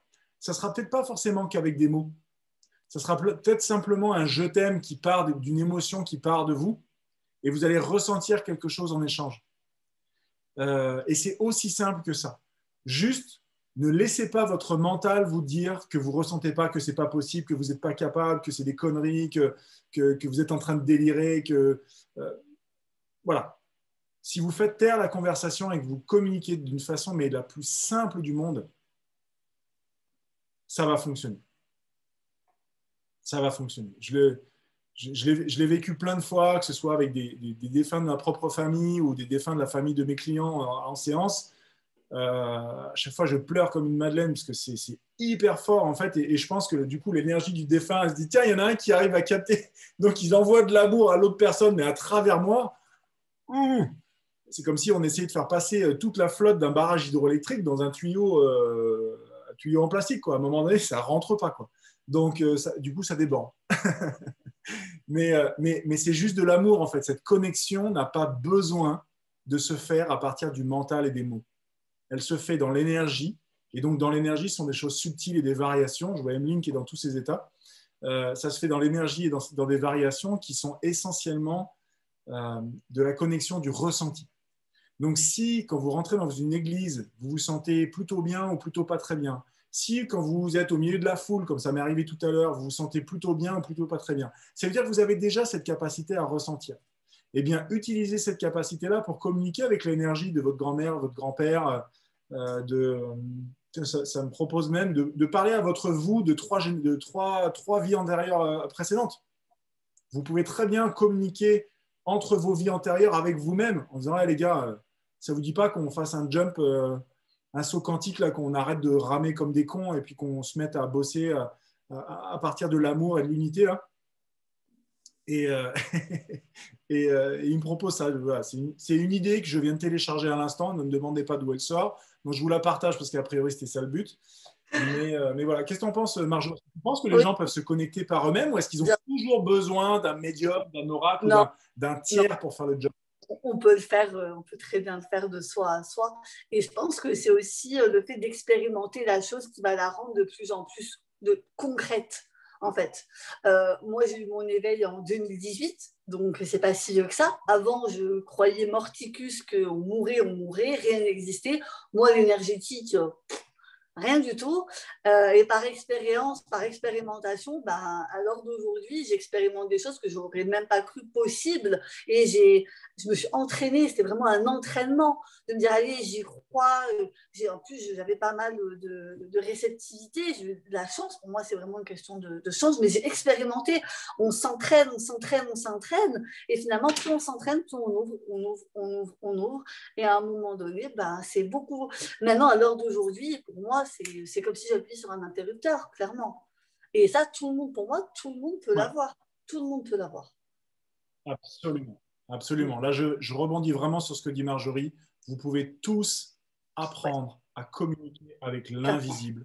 C'est même pas vraiment très compliqué. Ça va vous demander un peu d'entraînement, comme le dit Marjorie, simplement pour une seule chose. Faire taire le mental qui n'arrête pas de la ramener, qui vous explique que c'est des conneries, que vous n'y arriverez pas. Dès que vous avez réussi à faire taire le mental, toutes vos capacités de connexion, elles étaient disponibles, mais elles étaient sous le brouhaha. Et là, maintenant, en fait, vous allez pouvoir entendre. La question, ce n'est pas, je reprends ce livre-là, Conversation avec Dieu, qui est absolument magnifique. Il le dit, l'auteur, dans ce livre. La question n'est pas est-ce que Dieu vous parle. La question, c'est qui écoute. Ouais. Et tu vois, ce livre, j'ai choisi plusieurs livres. J'en ai choisi un en particulièrement qu'on parlera peut-être tout à l'heure. Mais je l'ai dans mon placard et je me suis dit, tiens, je le sors. Et je me suis mis sur un autre. Mais c'est bien que tu en parles parce qu'il est très, très bien ce livre. Donc, si vous ne connaissez pas Conversation avec Dieu, il y a 3 tomes. Ouais. Donc là, j'ai le tome 1 dans la main. Évidemment, les 2 sont quelque part dans un carton vu qu'on est sur le point de déménager. Les 3 tomes sont hyper intéressants. Le tome 1, c'est vraiment votre incarnation perso. De mémoire, le tome 2, c'est l'histoire d'avoir une vision un peu plus globale du monde, de la Terre, des gens, du sens de la vie, etc. Et le tome 3, c'est des choses encore plus généralistes. Mais si vous vous intéressez à la réincarnation, offrez-vous les 3 tomes et faites-vous plaisir parce que c'est hyper bien écrit, c'est très drôle, c'est une belle histoire et ce sont des conversations vraiment passionnantes et fascinantes. Mais je rebondis sur ce que tu dis, c'est vrai que son livre est génial, et il y a plein d'humour. Et c'est ça aussi que j'ai envie de dire, c'est que la communication avec les défunts, c'est pas forcément saoulant, barbant ou très sérieux. Moi, je suis une personne, j'adore rigoler, j'adore l'humour, et ben je tombe très souvent. J'ai mon filtre aussi, j'y mets mon filtre, hein, parce que ça passe par le filtre de Marjorie, mais je me fends souvent la poire, hein, clairement. Hein. Je rigole beaucoup et ça rend aussi quelque chose de joyeux, mais de vie, parce qu'en fait, nos lits sont morts, mais ils vivent, mais ils ne vivent pas sur le même plan que nous, mais la vie ne s'arrête pas. Et ça, je trouve ça merveilleux. Pareil, je communique beaucoup avec mes guides qui m'aident dans tous les jours, et on rigole énormément. Et ça, c'est trop bien. Ouais, ouais, les mecs ont énormément d'humour et c'est un sujet qui est abordé d'ailleurs dans Conversation avec Dieu et vous verrez que la réponse est juste brillante. Donc je vous laisserai lire le livre, je ne vais pas vous spoiler le truc. Quand, euh, quand l'auteur dit mais je ne pensais pas que Dieu avait de l'humour. Oui. Voilà, vous verrez ce que Dieu répond à ça, je ne vais pas vous le spoiler. Ok, alors, du coup, Mire a enchaîné avec « mais ça veut dire que notre conscience est divisée », mais du coup, je ne sais pas ce qu'il y avait avant. Tu te rappelles? Non, c'était une question de début. Ah, bon. Donc, ça veut dire que, bon, on va prendre ça comme une question. Est-ce que ça veut dire que notre conscience est divisée? Alors, notre conscience, dans le sens où moi, je l'ai compris, alors, je ne vais pas vous expliquer ce qu'est la conscience de mon point de vue. Je vais plutôt vous en faire l'expérience. Donc, si vous êtes d'accord, on prend 1 minute pour faire une expérience et vous allez voir ce que j'entends par conscience.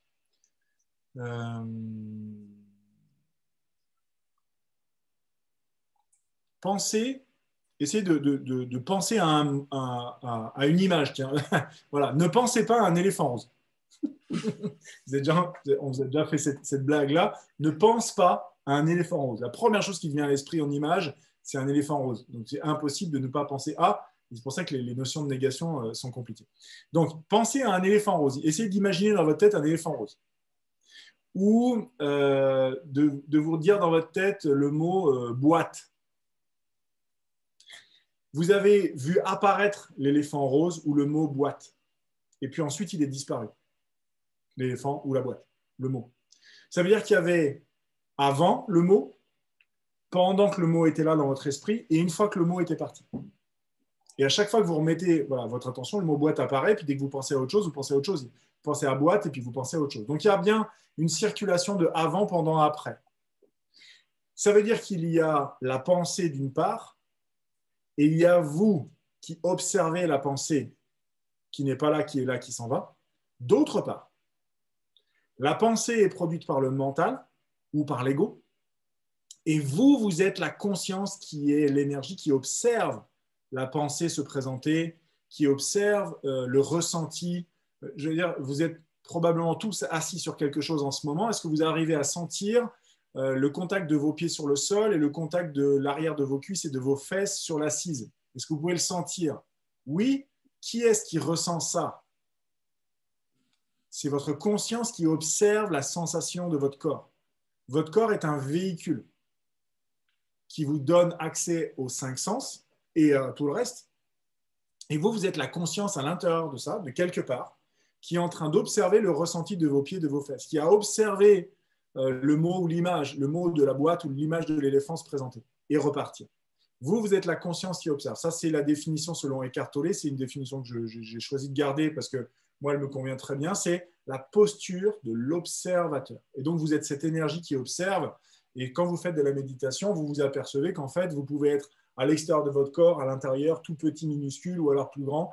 Et en fait, tout ça se passe dans l'énergie.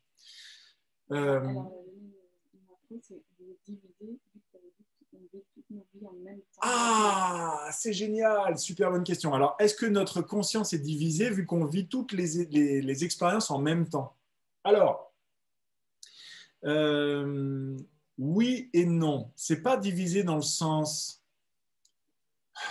Il y a plusieurs morceaux de moi. Alors, c'est oui et non. Si, on pourrait le voir comme ça. C'est vraiment juste une question de point de vue. Je vais essayer de te prendre un exemple.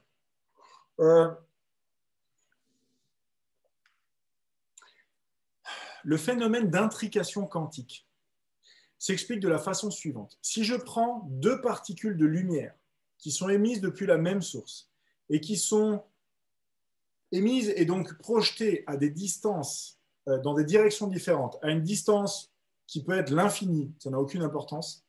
Ils ont fait des expériences comme ça au CERN de Suisse. Hein. Donc, ils ont pris des particules de lumière émises par la même source, ils les ont projetées loin l'une de l'autre, genre plusieurs kilomètres.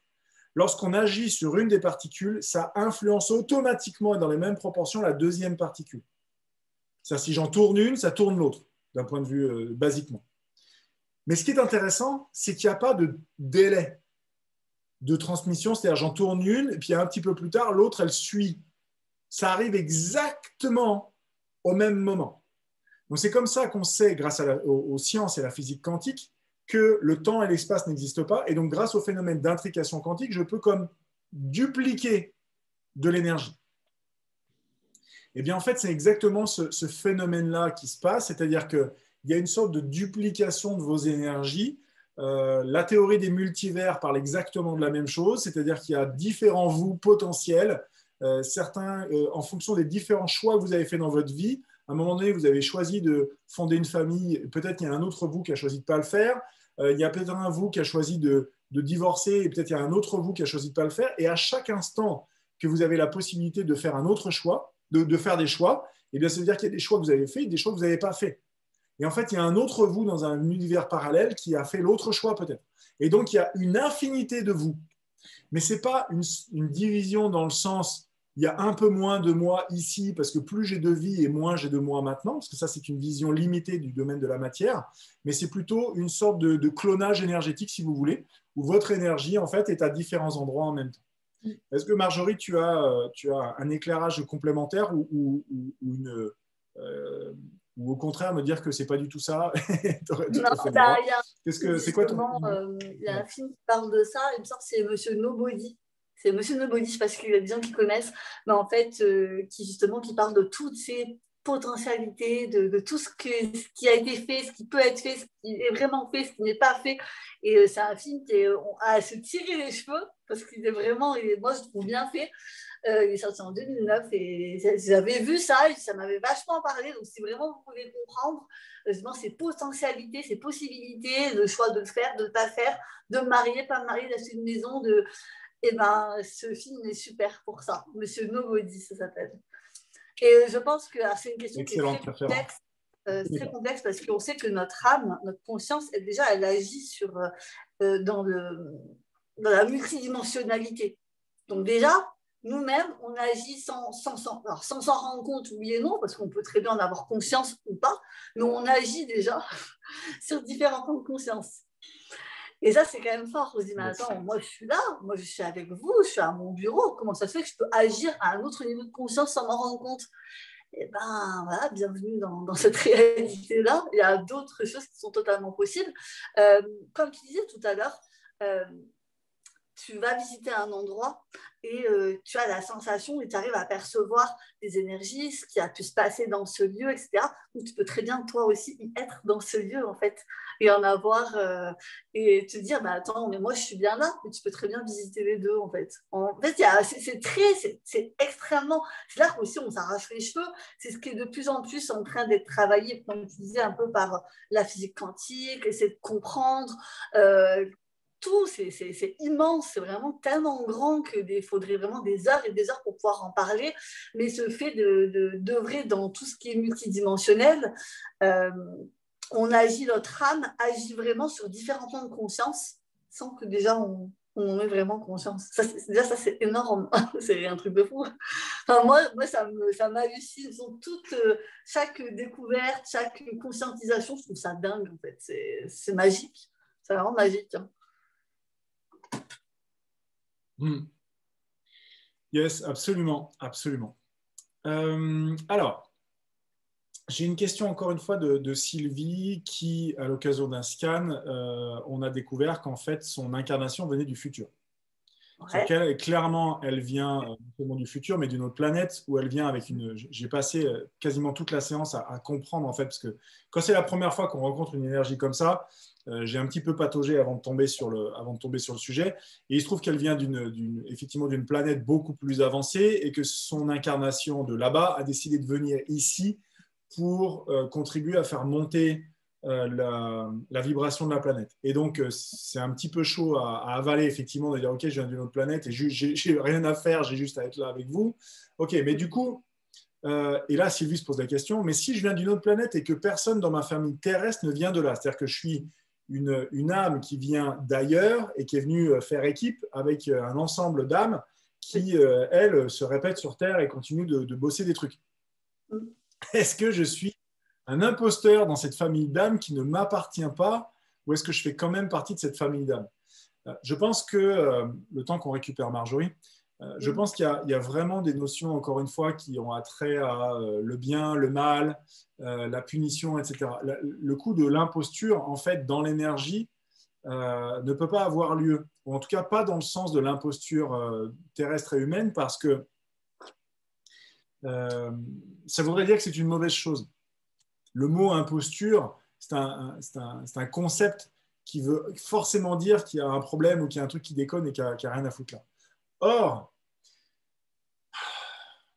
je vais rebondir sur cette anecdote d'une petite fille qui doit avoir 12 ans et à laquelle, ou peut-être 13, puisqu'elle devait être au collège, et en fait, en cours de sciences, on lui explique qu'il y a eu le Big Bang et que c'est le Big Bang qui a créé l'univers. Et la petite fille de 12 ans a dit, mais d'accord, mais si le Big Bang a créé l'univers et tout ce qui existe, il y avait quoi avant le Big Bang?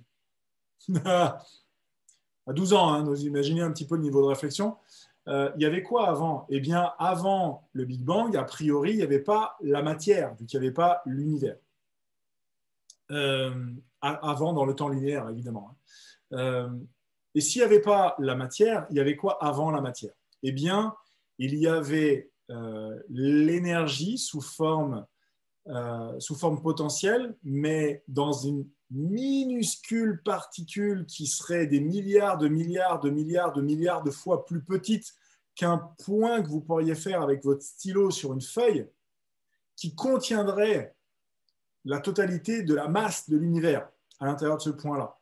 Et en fait, ça s'explique avec la fonction zeta, qui a également pour nom l'équation Dieu, c'est-à-dire qu'est-ce qui était avant le Big Bang? Eh bien, a priori, la fonction zeta serait, même si les mathématiciens sont encore en train de s'arracher les cheveux pour essayer de la démontrer, cette foutue fonction, mais la fonction zeta serait l'explication de ce qu'il y avait avant le Big Bang, et donc de ce qui régit la totalité de l'univers.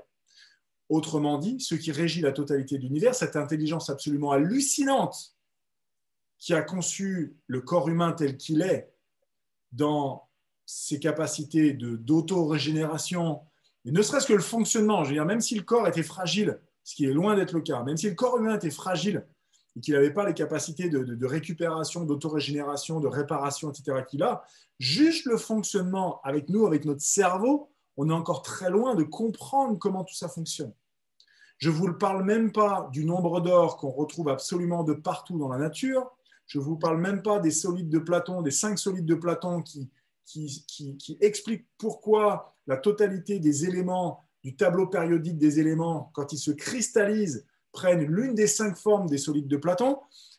Comment ça se fait qu'on se retrouve avec tout ce qui concerne la lumière, c'est-à-dire les plantes et les feuilles des plantes se retrouvent toujours à 90 degrés pour aller, enfin, je veux dire, l'agencement, la construction. Quelle est l'intelligence qui a créé l'univers, la nature, la beauté de...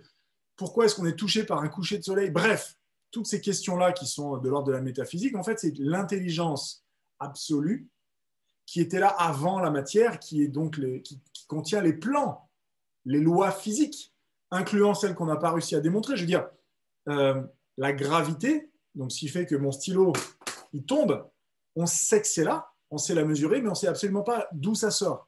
On ne comprend pas encore pourquoi une grosse planète attire une petite lune et que ça tourne autour et que ça fonctionne comme ça. On sait le démontrer, mais on ne sait pas expliquer pourquoi. Le magnétisme, qui est une force physique de la nature, qu'on peut là encore constater, démontrer tout ce que vous voulez, personne ne sait pourquoi ça fonctionne.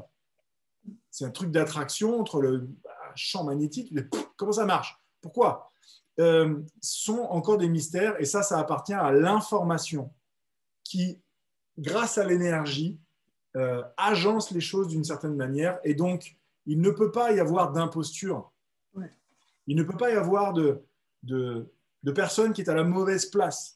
Non. À partir du moment où, avec le recul spirituel, on comprend qu'il y a une intelligence infiniment supérieure à la nôtre qui a organisé tout ça. Donc la notion d'imposture dans la famille d'âme, personnellement, j'y crois pas du tout. Je suis bien d'accord avec toi.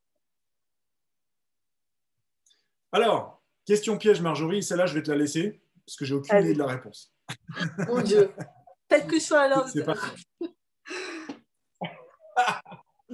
Ok, le gagnant est...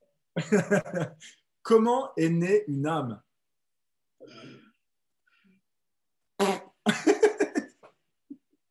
En fait, je pense que c'est une question qui vient encore une fois du mental et qui est produite à partir d'un mental qui considère les choses d'un point de vue du temps linéaire. Autrement dit, une âme a un début, un milieu et une fin, et donc il y a un avant et un après l'âme. L'âme, l'énergie, la conscience est une partie d'un tout. Je vous prends un exemple. Si vous habitez dans un logement où il y a plusieurs pièces, quand vous êtes dans la cuisine, il y a une espèce d'ambiance d'une certaine nature. Quand vous passez dans le salon, il y a une autre ambiance d'une certaine nature. Vous pouvez sentir, pas au niveau olfactif parce que vous venez de faire la bouffe, mais vous pouvez sentir qu'il y a quelque chose de différent. Quand vous allez dans une chambre, l'énergie est différente. Quand vous allez aux toilettes, pas juste pour faire pipi, mais dans la pièce ou dans la salle de bain, je vais éviter les confusions, quand vous rentrez dans la pièce de la salle de bain, il y a encore une autre énergie. Bien, pourtant tout ça, c'est de l'air. Et il y a l'énergie de la maison. Eh bien, une âme, c'est-à-dire la mienne et la vôtre, eh bien, c'est comme si, en fait, c'était l'énergie de la cuisine, l'énergie du salon, l'énergie de la salle de bain, l'énergie de la chambre. Tout ça, c'est une seule et même soupe, mais avec ponctuellement des concentrations et des natures et des fréquences, des vibrations différentes. Voilà, tout simplement. Donc, tout ça pour dire qu'il n'y a rien qui est né dans le sens que ça va avoir une vie, que l'âme va mourir. L'âme est éternelle, donc elle a toujours été là, incluant avant le Big Bang, vu qu'elle était dans la soupe d'énergie quantique et potentielle avant que la matière se manifeste, et elle sera là après aussi. En tout cas, moi, je pense qu'une âme ne naît pas. Qu'est-ce que tu en penses, Marjorie?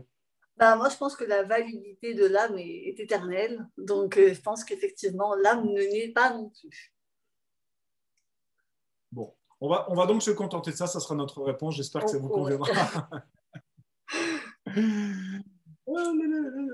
Alors, est-ce qu'il y a encore des questions? Bon, après, ce sont des questions auxquelles on a déjà répondu. Est-ce qu'il y a des indices qui montrent qu'on a eu beaucoup ou peu de vie antérieure? Qu'est-ce que tu en penses, Marjo? Est-ce qu'il y a des indices qui peuvent nous montrer qu'on a eu beaucoup ou pas beaucoup de vie antérieure?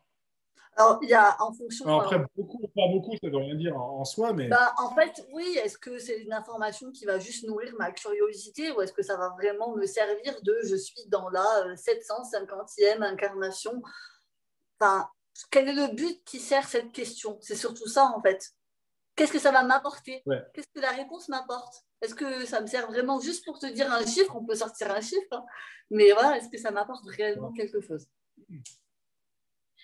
Ouais, c'est ça. Faut faire attention à ne pas tomber dans le piège de l'ego qui va absolument avoir des réponses pour pouvoir essayer de se définir de qui je suis. C'est ça. Le rôle de l'ego, c'est de définir qui je suis. Et je pense qu'il y a un petit peu ça en arrière, c'est que Mire, ton ego, pas toi, hein, ton ego essaye de savoir, ou plutôt ton mental essaye de savoir qui tu es à travers ton ego. Et il y a plein de questions qui arrivent, et incluant des questions du type est-ce que j'ai eu plutôt 23 vies antérieures ou 752? En fait, on s'en fout. Je pense qu'on s'en fout. Ce qui compte, c'est l'expérience de toi. Et si tu veux savoir qui tu es, et là, je m'adresse vraiment à tout le monde, si vous voulez savoir qui vous êtes, apprenez à faire taire votre mental et à rentrer dans le silence en vous. Et quand vous serez dans le silence en vous, vous allez ressentir un truc, il va se passer quelque chose. Vous allez sentir une espèce de phénomène d'expansion. Et bien ça, c'est qui vous êtes. Au-delà de votre corps, de votre prénom et votre numéro de sécu, de votre adresse et du numéro de votre compte en banque, au-delà de du monde de la forme, vous allez faire l'expérience de qui vous êtes vraiment. Hors de mental et ego, vu qu'ils seront à la niche. Et là, vous allez faire l'expérience de qui vous êtes. Et là, vous allez pouvoir dire « Putain, c'est ça !» Mais alors, tout est possible. Absolument. Vous allez sentir que tout est possible, que vous pouvez vous libérer des entraves du mental, de l'ego, que vous pouvez vous connecter à l'énergie, que vous pouvez être où vous voulez. Vous pouvez vous dire, tiens, je ne suis jamais allé en Asie du Sud-Est, je voudrais aller sur une plage en Indonésie. Boum. Et en énergie, vous pouvez y être, vous pouvez voir la plage, le sable. Vous pouvez mettre votre pied en énergie dans le sable et vous sentir l'enfoncer. Vous sentez la chaleur de on dirait une sorte de paille. Vous savez, cette paille des noix de coco, là, ou un truc comme ça, ou peut-être des pots, ce qui est autour des régimes de bananes. Il y a cette espèce de... Je pense que c'est plutôt la paille de la noix de coco là, que je sens. Et vous avancez sur cette plage et vous décidez de monter. Vous pouvez faire ça. Dès que vous mettez votre mental en off, qui ne va pas arrêter de vous dire que c'est des conneries, que ce n'est pas possible et que vous êtes en train de délirer, que quelqu'un a dû mettre du LSD dans votre verre ou un truc comme ça. Donc, faites l'expérience de qui vous êtes. Entraînez-vous avec la méditation. C'est de façon ancestrale la façon la plus commune d'essayer de mettre mental et ego sur pause pour faire l'expérience de qui je suis. Après, il y a d'autres façons plus rapides, mais voilà. Alors, comment on fait, Emeline nous demande, comment on fait alors pour se connecter avec des vies antérieures au futur particulières pour pallier à des traumas de cette vie-là? En fait, il y a de grandes chances que les traumas de cette vie-là aient été choisis, doivent être assumés en responsabilité. Et là, je mets tout de suite un warning de ne pas confondre responsabilité et culpabilité. C'est-à-dire que les traumas que tu as vécus, ce n'est pas toi qui as voulu les créer, c'est parce que en tout cas pas consciemment et intentionnellement dans cette vie-ci, mais c'est que c'était une épreuve que tu étais en capacité de traverser.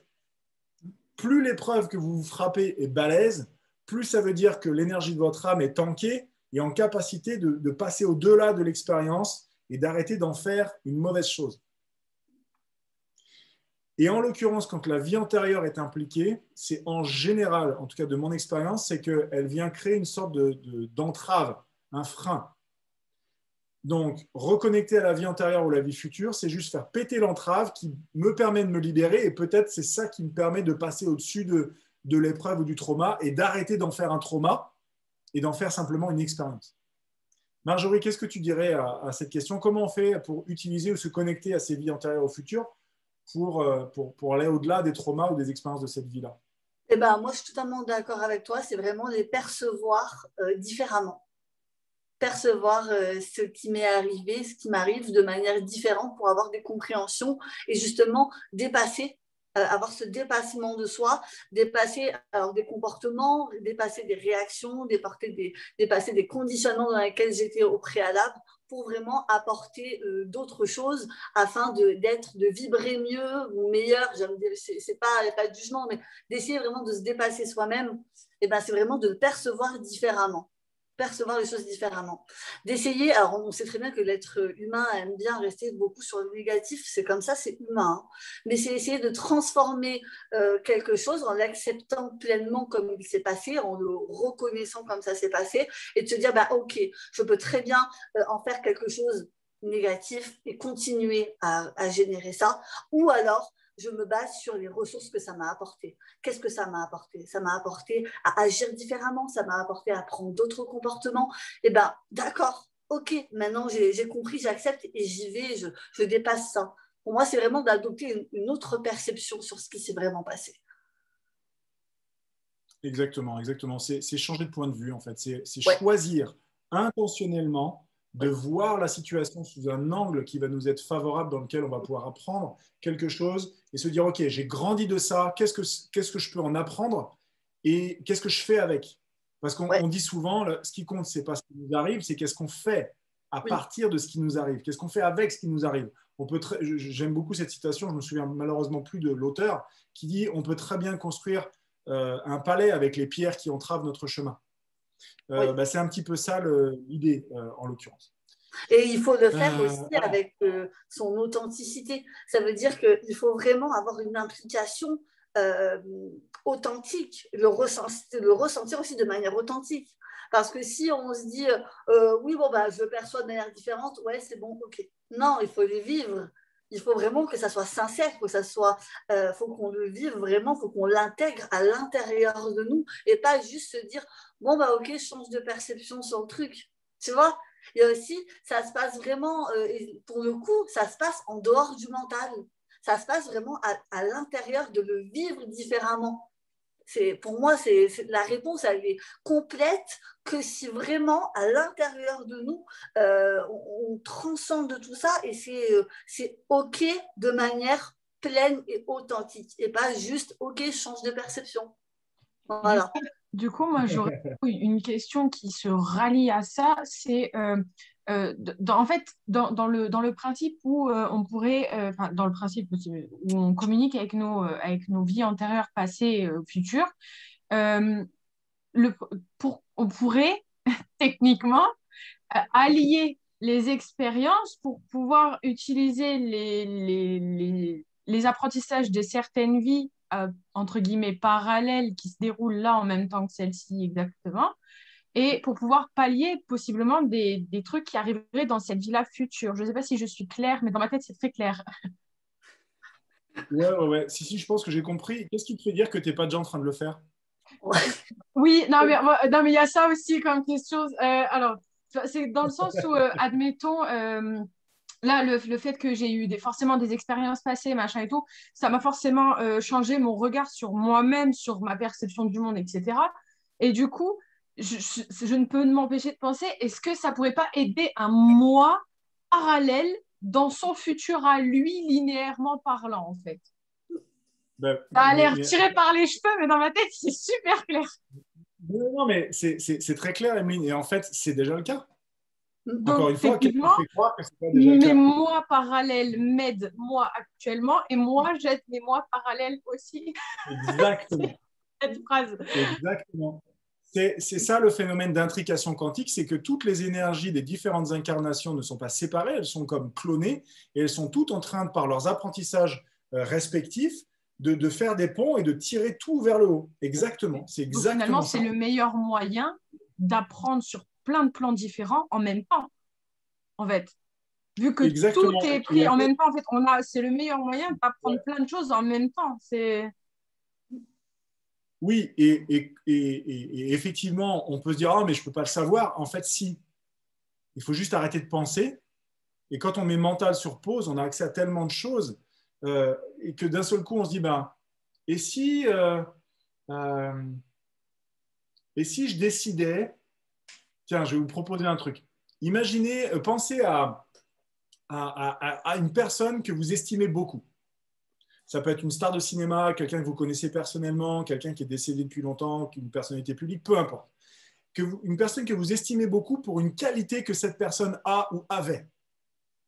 Et imaginez que vous faites une boule d'énergie avec ça, cette qualité-là. Par exemple, l'élégance, l'intelligence, l'humour, la résilience la résilience de Nelson Mandela, sa sagesse, sa capacité à pardonner, etc. Je prends ça, je fais une boule d'énergie et je la mets en moi et je décide d'intégrer à l'intérieur de moi cette information dans mon corps à moi, dans mes cellules, dans ma vibration. Je prends l'information de ça et je décide et je fais le choix intentionnel d'intégrer la compassion, la sagesse et la prise de recul et le choix intentionnel que Mandela a été capable de faire. Ça marche aussi avec les expériences de vie des autres.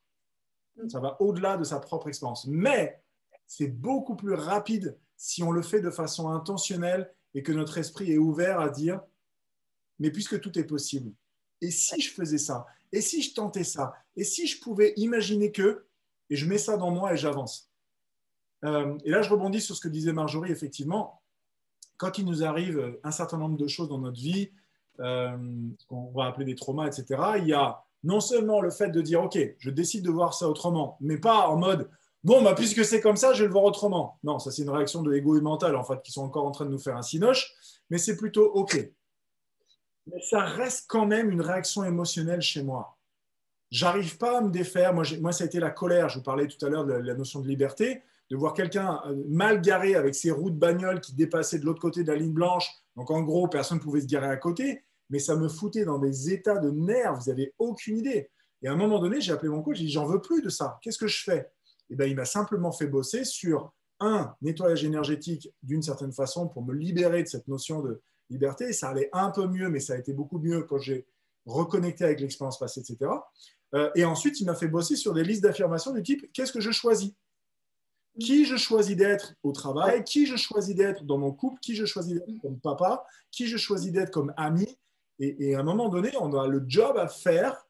C'est pas juste je vais voir quelqu'un en énergétique, que ce soit un scan thérapeutique, Marjorie en soins ou peu importe, de dire voilà, filez-moi les pierres, là, filez-moi un soin, réparez mon énergie, je veux plus de ce bordel.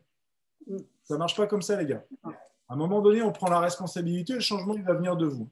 Donc, notamment en scan, vous ne repartez pas avec un soin, vous repartez avec une ordonnance, avec du job à faire. Vous repartez avec des exercices, avec des trucs, des expériences à tenter, mais c'est toujours vous qui avez la main de dire, OK, qu'est-ce que je choisis? Et c'est certain que quand on est dans de la réaction émotionnelle ou des impossibilités ou des peurs, des trucs qui nous entravent, ou alors on s'aperçoit qu'on est coincé dans un phénomène où, putain, j'ai beau faire tout, me remettre en question, d'acheter du coaching, des stages, des machins, j'ai l'impression que je suis toujours en train de galérer au niveau de, je sais pas, de l'argent ou du couple. Voilà, j'ai reçu un mail aujourd'hui qui me disait, voilà, est-ce que je peux faire un scan juste sur le couple? Même si on regarde un peu, mais putain, ça, j'en peux plus, quoi. J'en peux plus. À chaque fois, je me mets avec un gars ou avec une fille et c'est tout le temps le bordel. Je suis coincé dans un truc. Il y a forcément quelque chose à libérer, à nettoyer. Donc là, vous avez besoin d'un coup de main de l'extérieur. Mais à un moment donné, c'est à intégrer aussi et de dire, OK, je fais le job d'ouvrir mon espace aux soins et je décide que je veux aller au-delà de ça. Je ne rejette pas le problème, c'est que je l'intègre et je veux aller au-delà, je veux grandir. C'est ce qu'on appelle le voyage du héros. Le voyage du héros, c'est la structure dans laquelle tous les films et les séries sont conçus. Il y a un personnage central, un personnage principal, qui a sa petite vie. Voilà, tous les jours, il fait ci, c'est sa vie. Et puis, à un moment donné, boum, il y a un événement. Il se passe quelque chose. Ça peut être une rencontre, une tuile, une crasse, voilà, quelque chose qui se passe. Et là, l'histoire, elle commence. Et l'histoire, elle commence dans de la galère.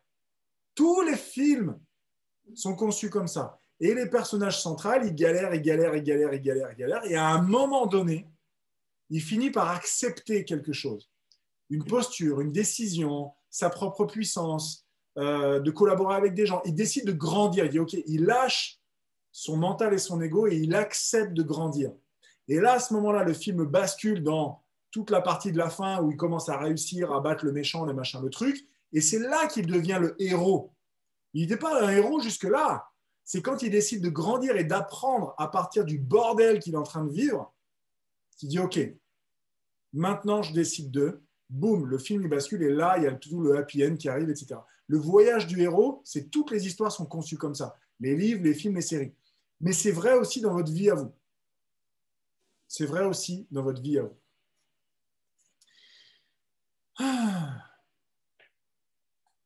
Alors, est-ce que les défunts, si les défunts ne sont plus des défunts et ils vivent dans une vie parallèle? Ça peut. Ça peut. Une vie parallèle dans laquelle ils vivent plus longtemps. Mais à un moment donné, on se retrouve. Est-ce qu'on a des vies parallèles où on vit 300 ans? Probable. Mais à un moment donné, c'est une énergie. Donc, les défunts peuvent être décédés, mais ils sont toujours avec nous dans l'énergie de la même manière que nous, les vivants, là, on est aussi ensemble en énergie et on n'est pas que réunis à travers une plateforme Zoom où on a besoin aussi de se réunir physiquement dans une pièce. Ça marche très très bien, c'est hyper agréable, c'est pas ça que je dis, hein, mais on est aussi réunis en énergie. Allez, on va terminer simplement avec quelques informations à vous partager. Il y a eu quelques questions autour de, voilà, est-ce qu'on a besoin de quelqu'un, etc.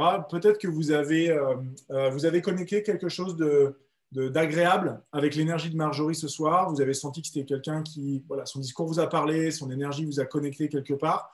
Donc, je vous mets dans le chat maintenant ses coordonnées. Regardez dans le chat si vous voulez aller voir son site web et son Facebook pour garder le lien avec elle, la demander en ami sur Facebook, lui laisser un message sur son site web, etc. Voilà, si vous avez envie de connecter avec Marjo, eh bien, écoutez, avec grand plaisir. C'est quelqu'un que je réfère régulièrement, notamment dans les séances de scan, quand je sens que quelqu'un a un besoin particulier. Et donc, il y a plusieurs praticiens avec lesquels je bosse. Que ce soit en soins, en médiumnité ou ce genre de choses. Et Marjorie, c'est quelqu'un que je réfère régulièrement. Donc voilà. J'ai mis dans le chat, donc sentez-vous libre d'aller voir son site si c'est quelque chose qui vous tente. Alors, je me suis senti oppressé ce soir. Est-ce que c'est normal? Oui, c'est normal. Maintenant, je ne sais pas pour quelle raison tu t'es senti comme ça, mais ça me semble… voilà, tout est normal, en fait, vu que tout est OK. Il y a des énergies qui circulent pas mal. Hein. On est en plein équinoxe, hein, me semble-t-il, 21 mars. Donc, les énergies, elles bougent, il n'y a pas de souci. C'est bonne nouvelle, ça veut dire que tu ressens des choses. Voilà. Après, il n'y a rien de mal dans oppression. Voilà. Marjorie, très chère, est-ce que un mot pour finir? Alors déjà, merci à toi. J'étais très contente d'être là. J'étais un petit peu stressée. Merci de votre indulgence. Et je rebondis quand même parce qu'on est quand même parlé de l'incarnation. Moi, j'ai ce livre. Alors, c'est vraiment, il y a plusieurs livres, il y a plusieurs tomes. Le livre, c'est Seth parle de Jan Roberts, qui est une américaine. Et en fait, c'est vraiment, on va dire, moi pour l'instant, j'en ai deux. J'ai lu il y a un petit moment de ça. C'est vraiment Seth, donc par l'intermédiaire du canal de Jan Roberts, qui a inspiré, on va dire, Deepak Chopra, Eckhart Tolle, etc. Donc c'est vraiment du très bon bouquin. Il y a plein de sujets qui sont abordés. C'est une entité qui n'est pas incarnée, qui répond aux questions. Et si vraiment vous vous intéressez à la validité de l'âme, à la réincarnation, jetez-vous vraiment sur ces bouquins parce que vous y trouverez énormément de contenu top. Donc, ça me tenait à cœur de les présenter parce qu'ils m'ont beaucoup aidé. On parle de la mort, on parle vraiment de plein de choses, de l'expérience de la mort, des conditions, du rapport qu'on a avec ça, le monde des rêves. Il y a vraiment énormément de choses dans ces deux tomes qui sont abordés et vraiment, foncez. Déjà, j'avais envie de dire ça et puis j'avais envie de te remercier aussi pour ta confiance. Et puis, merci à vous d'être là et d'avoir été indulgent. Merci. Voilà. Écoute, c'était un grand plaisir à nouveau d'avoir ton énergie avec nous, Marjorie, et ton éclairage personnel. Je donne vraiment beaucoup de crédit à ton avis, à toi, ton approche, parce que je sais que tu es vraiment dans la démarche d'essayer d'éclairer du mieux que tu peux sans énoncer de vérité. Et ça, c'est hyper important. Et on va peut-être d'ailleurs terminer sur ça. Ne nous croyez pas sur parole. De tout ce qu'on a partagé ce soir et toutes les réponses qu'on vous a données avec Marjorie. On a donné les meilleures réponses en notre âme et conscience. On a fait vraiment de notre mieux ce soir pour essayer de vous éclairer. Mais surtout, ne prenez pas ça comme une vérité universelle ou absolue et faites vos propres expériences. Connectez-vous à l'énergie, développez vos capacités, trouvez des gens qui peuvent vous accompagner pour… une formation ou des stages ou ce genre de choses pour développer vos ressentis, vous connecter à ces choses-là. Et vous allez voir qu'en fait, au fur et à mesure, les réponses, vous allez les avoir par vous-même. Et vous allez pouvoir ensuite éclairer d'autres personnes comme ce que Marjorie et moi en fait. C'est-à-dire qu'à un moment donné, on n'y connaissait que dalle. Et puis un jour, on se retrouve à partager le micro pour une conférence et transmettre un message et des expériences. Et ensuite, ça sera à vous. Alors peut-être pas sous la même forme, ce sera peut-être un livre, ce sera peut-être des conversations avec des amis, ça sera peut-être…